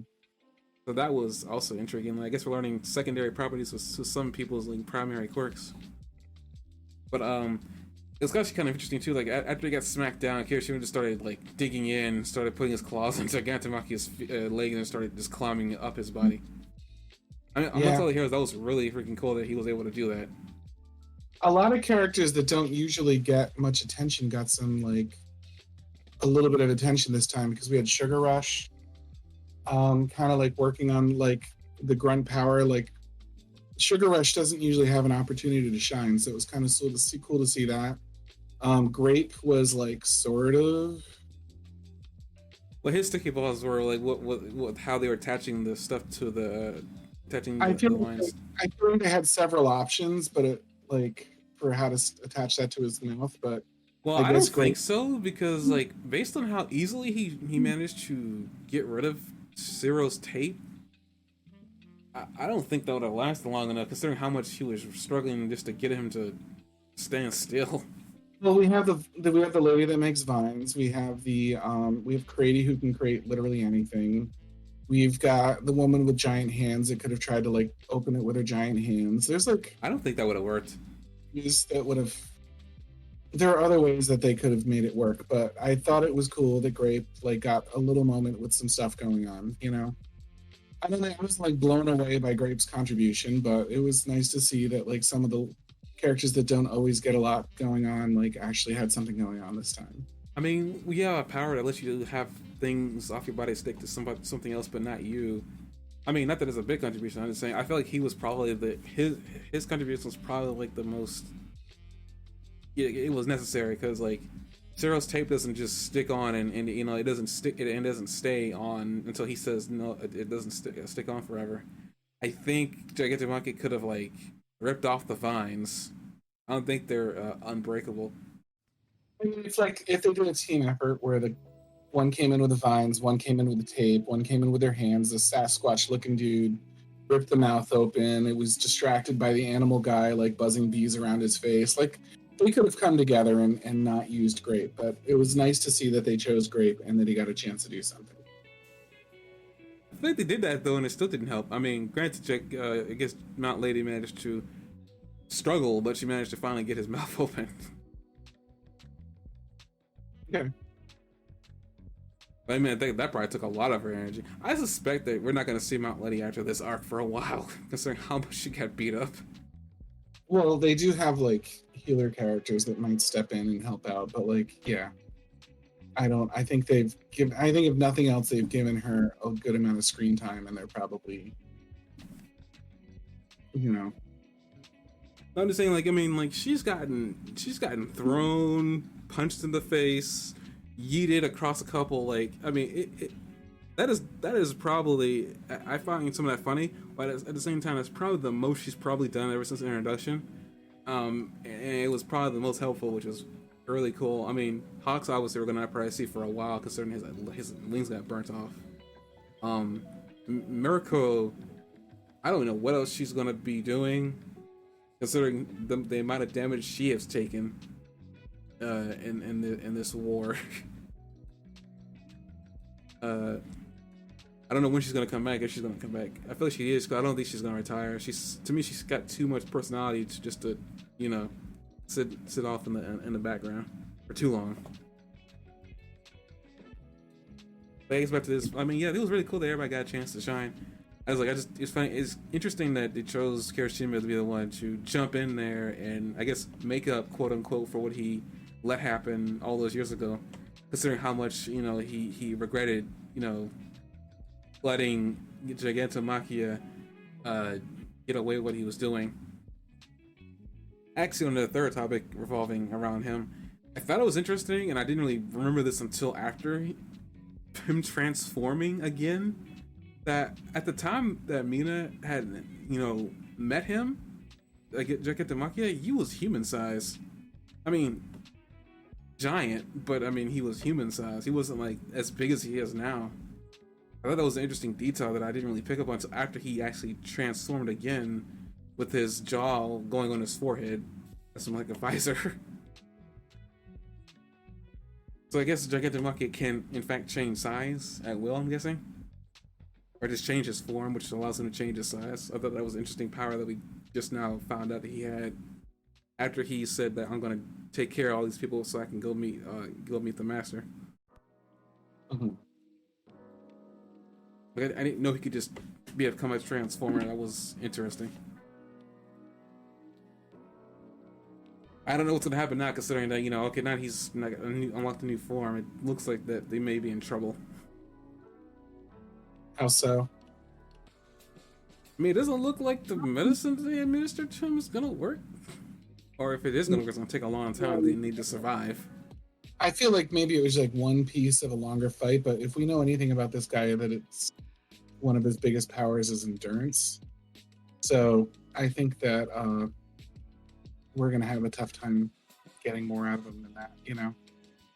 Apparently, he can turn one of his abilities is to turn morale into life energy, or not life energy, but it's into energy. That was a weird. Again, I guess he's a giant. He's just a giant Nomu. I guess is really what he comes down to. He's a giant Nomu. Yeah. That's what I said to you last time, though. I said I get the feeling that like he's an early version of a Nomu. And you thought I was out of my mind. No, I just said it makes sense. I mean, kind of. I don't think I said you're out of your mind. You said, sir, what nonsense are you talking? For I do not agree with a word you say. I never said those words. How dare you? No, he strikes me as an early experiment with an as an Omu that um didn't that they moved on from for whatever reason. I guess you wouldn't want like more than one Gigantomachina, you know. Well, I mean, this one doesn't listen to anybody other than like the person that they deem is powerful enough. Again, I guess like as you said before, I think I even said like it's possible that maybe I mean, he might be an early version of Nomu, but like maybe this being a failure, quote unquote, was what led to them removing the personalities from the person that they turned into a Nomu, because they got part of. I think the doctor mentioned like that getting rid of like the person themselves made making this soldier easier, because now they just listen. They don't they don't have their own will. They can't just say no. It looks like Jagetamaki, if in fact he is an early version of a Nomu, as we're getting tidbits here, his problem is he just has free will. He just chooses to not listen unless he's being told by somebody who he deems is strong enough to control him. It's someone he respects. He's only dangerous when he's moving, and for the most part, unless he's being told to move, he's not really moving that much. So if in fact he is definitely a failed Nomu, that means he's failed because of his willpower. I think that's the only thing that's really messed up or a failure you consider with him. So far, they've been unable to stop him. He's managed to keep trudging, even with a lady on his waist, supposedly weighing him down. He barely notices it, but finally he calculates and he's like, all right, now I've thought about this, and apparently beating the crap out of you guys is going to be the thing that makes the most sense. So time to mark you. I'm saying if he's in fact a Nomu, which I'm gonna sit there and say that I think he might as well be one at this point, because I think the line of like what the heck a Nomu is and isn't is probably blurring. A little bit, right? I think Shigaraki is a Nomu at this point. But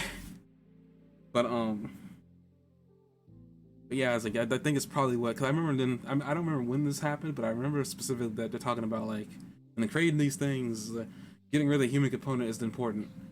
I think they talked about this during like that whole moment we had with Eraserhead and President Mike and them finding out about their classmate that disappeared and they thought that died. All for them to find out that he's actually, his body's still around.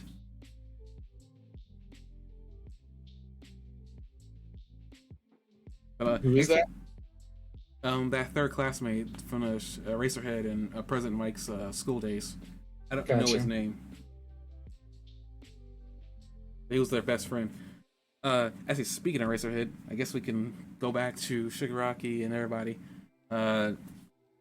We come back to Bakugo saying that he's still alive. I was like our dad didn't stop him. I was like, geez, like Shigaraki is like on the ground, still like, I guess he's still trying to like recuperate from that blast that he just got planted with.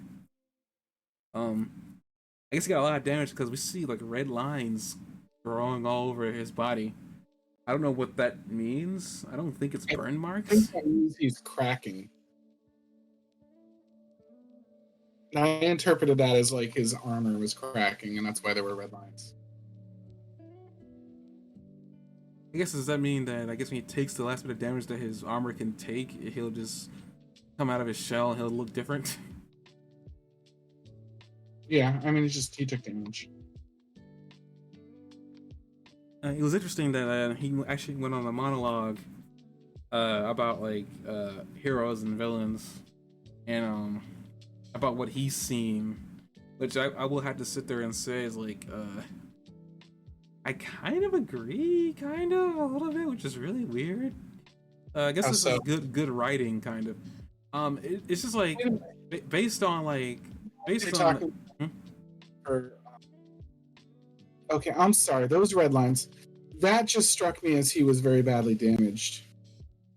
I'm sorry. Now I see the red lines you're talking about. I feel like that's just him being extremely damaged from everything. Probably anime version of Covered in Blood, but they can't draw blood in this.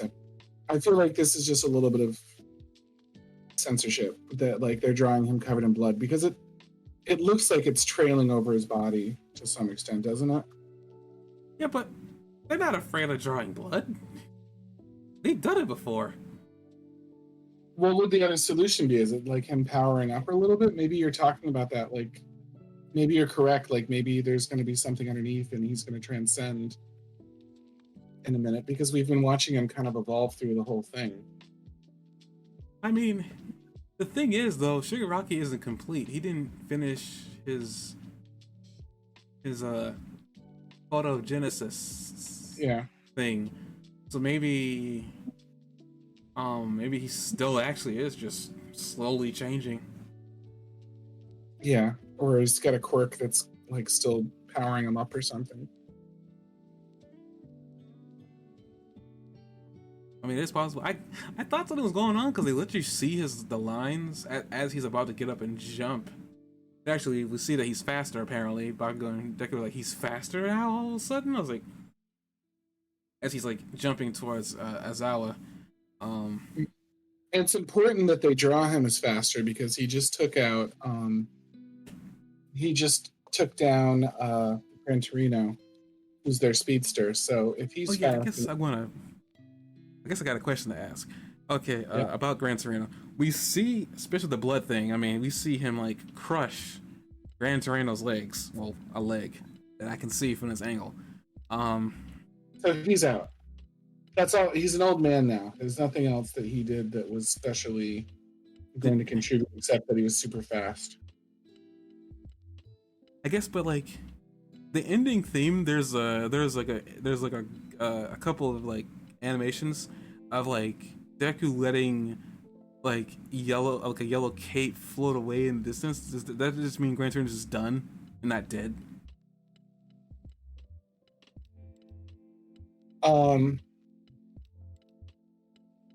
Yeah, I don't think he's dead. I think he's taken out though. That's the words I used. I mean, it could even be something as simple as like Gran Torino was injured, but what really got knocked out was his rocket shoes. But I don't think Gran Torino's sticking in the fight anymore. I think he's a little old and not endowed with hit points. You know what I mean? So I mean, for an old man, he contributed a lot though. Fantastic. But I think his run here is through. I mean, I would hate that. I mean, I actually like that guy. I guess everybody's usefulness has to run out eventually. I love him. He's one of my favorite characters. I just don't think he's got a contribution left in this fight. I mean, I was just trying to make sure because I couldn't tell. I was like, there was a lot of blood. I was like, did he die? I only thought about this after the next thing that happens after Shigaraki yeets himself past Deku and Bakugo. Pretty much, he gets I think it's Deadlock, and somebody grabs him to stop him from. No, it's Deku. Deku and somebody else grabs him, and Shigaraki can't move, and Deku is at this point using all his power to keep him bound with a dark whip, and to keep him from moving. Which we know isn't going to work. Huh? Which we know is not going to work. Let's just be realistic here. I mean, who knows? I mean, he's going to break free, but I can hope a little bit. He loves him with the black whip and then roll credits. So it's free. Oh, okay. He hits him with a black whip, and then the next thing's like roll credits. That's the episode, guys. He got Shigaraki. They can pretty much take out Giganto Machina. They just needed Shigaraki. He's all set. We can wrap this up now. You know, guys, let's get the Nomus out. Okay. Okay, I get it. I know story, but I was trying to figure out the next person that actually had their hand on Shigaraki. It was the dragon lady. I remember him digging his hand through something, but I couldn't remember what it was. Riku puts his hand through her wing, I believe, or through her leg, but I think it was her wing. No, it was her hand. Okay, it was her hand? Yeah, I'm looking at it. It's her hand. It's her hand. Anyway, and then he had that concealed weapon that eliminates quirks in his hand. She pretty much yells, "He's gonna delete her! He's gonna delete her bullet!" I was like, "That's the name of the bullet now? Okay." And as Aizawa hears this, he pushes like Deadlock out of the way after he shoots it, pushes him out of the way, and apparently he gets hit in the leg. Yeah, so Aizawa's gone, which is kind of dooms the group in a lot of ways at that point. Well, it was either one or two things: take Aizawa's power or take it away from him. There was no third option, unless you want to kill him as a third option. But But what the hell happens when Aizawa's like loose? what do you mean? What?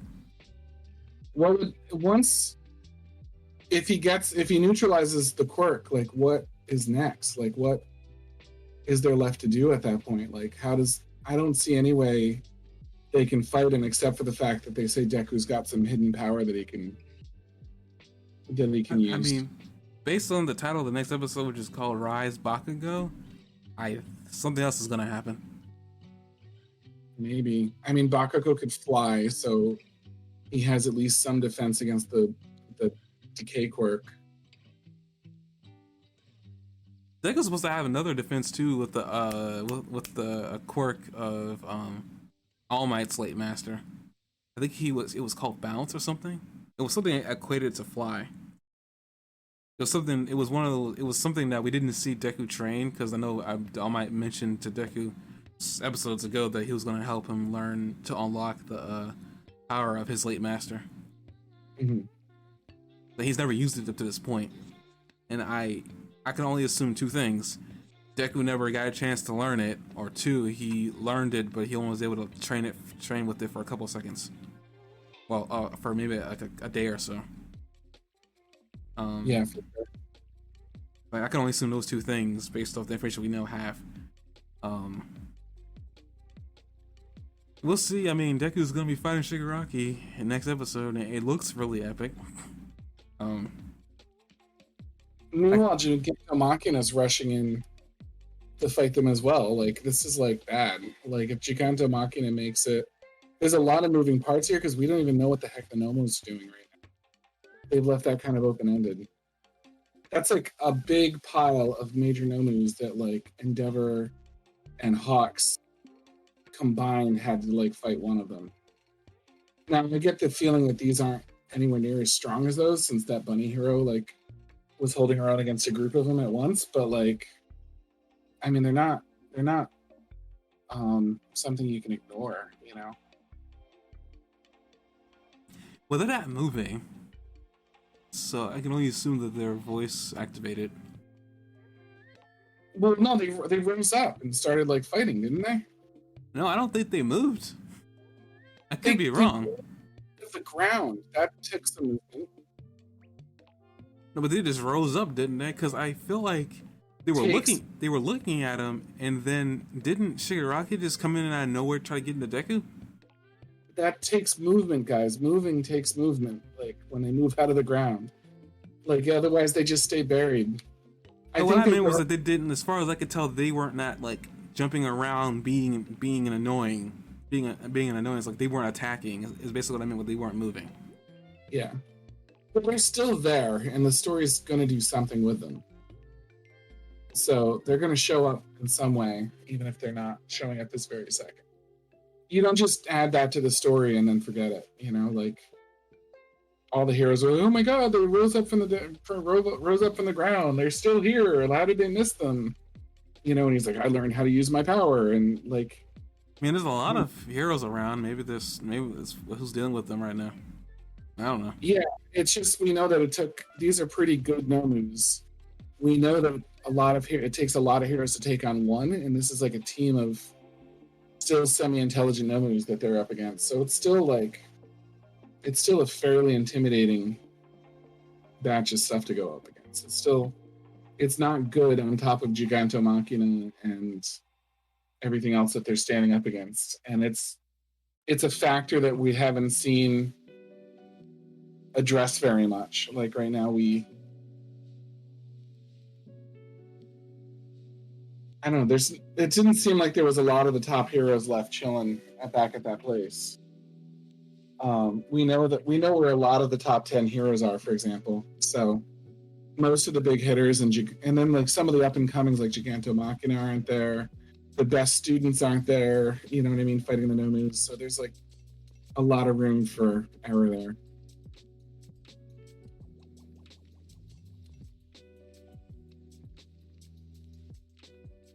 I don't know. I mean, Gigantomachia is obviously going to get there, but I don't know if he's going to do anything really. All he's doing right now is just trying to get to him. And who's to say Shigaraki is going to tell him to attack? Now I'm not saying that'd be a waste of firepower to have him come straight to you after you wake up. So, I mean, there's a 25% chance that he will start wrecking house. But I'm just saying, like, I mean, based on what I know about Gigantomachia, he doesn't do anything about an order. Okay, so when we're thinking about fighters that are left on the field right now, Endeavor it's made it clear that Endeavor's burning out, just like I predicted last episode.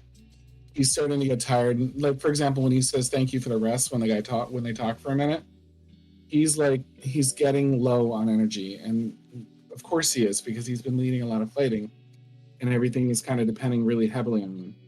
So we have Endeavor wearing out with his stamina a little bit, and then we have the bird hero's at least got a hole punched in it, which has got to be slowing it down a little bit. Mount Lady's down for the count. Kami Woods looks like he's having a rough day. We know that Hawks is pretty much out for the fight. We know there's a few other major heroes. We know one of them got nailed in the initial decay, the one that put his thumb, like, to the shield hero that put his thumbs up as he turned it to dust. So we know, like, where a lot of the ones that were the bunny hero, I think, was high up on the list too. We know that a lot of the main heroes are out right now, like either severely injured, probably not. Most of them are probably not dying, but like in need of medical aid. And we also know Midnight is down. So like, there's not like a lot of the people we know are major heroes are out for the count. We just lost Eraserhead, and we have. Like, what's the biggest hitter we have left right now in Midnight? What's the biggest hitter we have left? President Mike? He's got his hands full with the professor. What I'm saying though is, yeah, he's got his hands full with the professor, but he's like the biggest hitter we have left, correct? Like, who else is left of like the ones we know that are really strong? The Dragon Lady? I mean, the Dragon Lady just got a hole knocked into her hand, so she's still fighting, but she's at least wounded.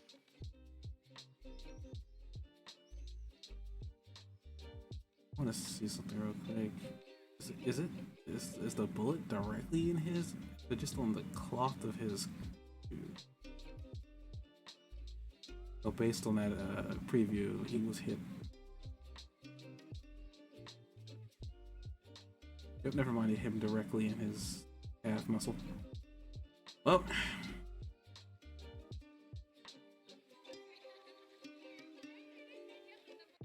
it's not looking like there's a lot left to fight a batch of like the top Nomus. We still got 1A. I mean, they're still up and coming. Yeah, we've got Cementos, and we've got the Killer Orca guy, I guess. I don't really know how powerful Gang Orca is, but like, we've got him. I don't know. We've got the hero. We've got Class 1A, but right now they're all working on Gigantomachina, so they're hardly fighting.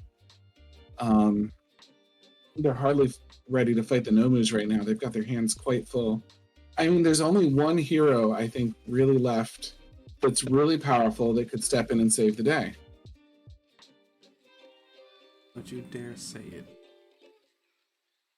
Where is Froppy?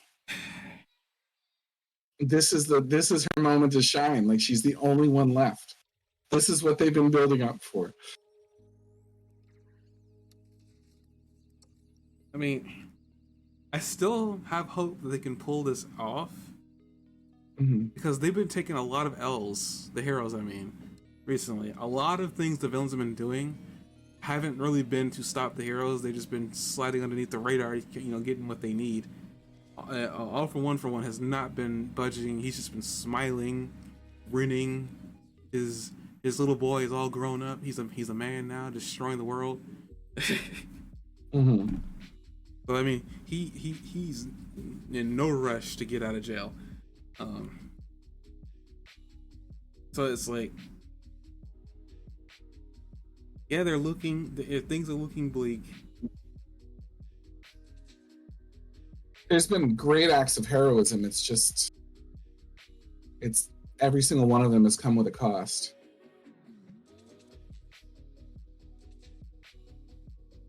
I still have hope that they can pull this off. I don't know what. I mean, the heroes aren't going to lose, but like, what have they paid so far? Like, have you ever heard of the Pyrrhic victory? Did you just call me? Sorry, Sorry, I just wanted to say that. That was funny. Have you ever heard of the Pyrrhic victory, though? No, I don't think. There was I'm not going to be able to remember his full name, but there was someone whose name sounded like Pyrrhic, that they were in a battle, and they put everything they had into the battle and they won it.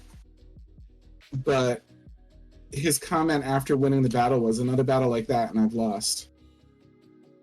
Like, another victory like that and I've lost. And it's called a Pyrrhic victory. It's like a victory that's won at such a heavy cost that you it wasn't what you put into it. It wasn't worth what you spent to make it happen.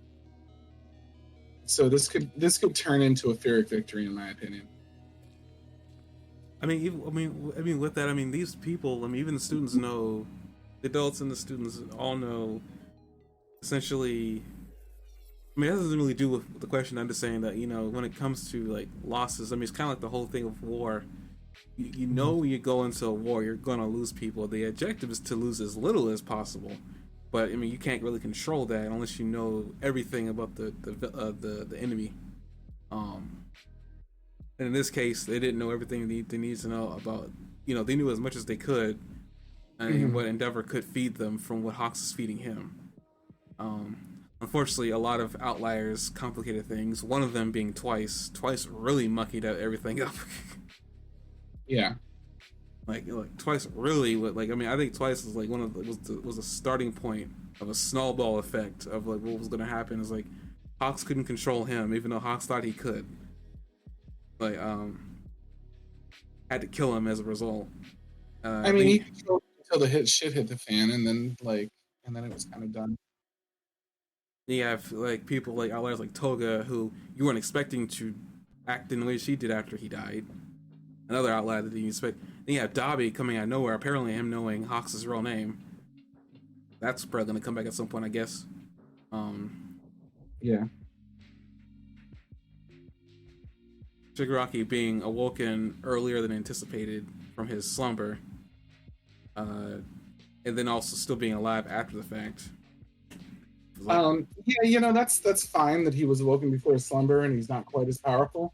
I think at this point, the main function of pointing that out is that like they would have had no chance whatsoever had he been full power. I still think that means he's gonna be full powered eventually, right? I guess I don't know. It's like, at this point, like you said, they're losing a lot of heroes. Usually in a war, which is what this is. This is a war against the anti-establishment, whatever. There's a war happening here. Usually, not even that it's a war. It's that they've lost. We don't know how many of the lower tiers, but like, it's a war in the sense that they've lost most of their major players. What I was saying, like usually at this point in any situation, they usually hold on to at least the brains or like the government in this case holds on to something just in case, an F it all button, just in case. I feel like at this point, like there has to be somebody else.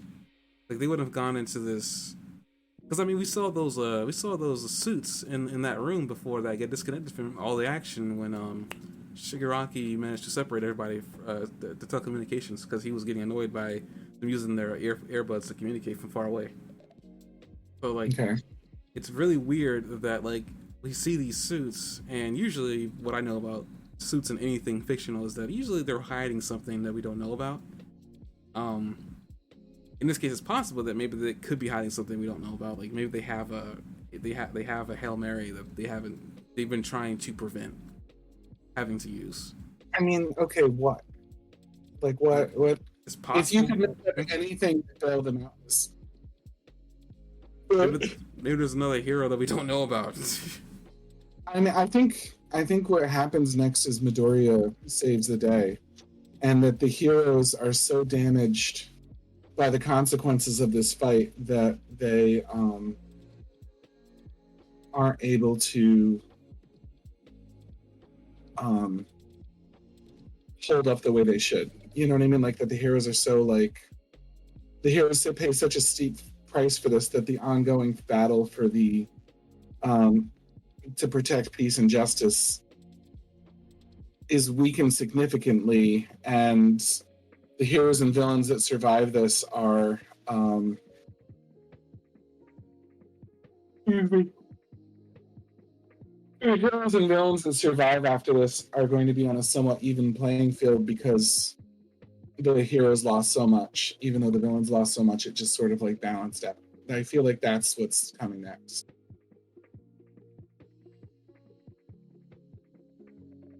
I mean, yeah, they definitely lost. I just don't know. I mean, at this point, it's like I don't think Shigaraki's gonna back down and just go lick his wounds. I mean, after everything's said and done, you know, after he gets what he wants or whatever he's trying to get, they're gonna have to like force him to quit. But we know Shigaraki isn't gonna just give up. And I don't doubt that in the slightest. All I'm saying is that um, I think the next, so that a story continues in this series.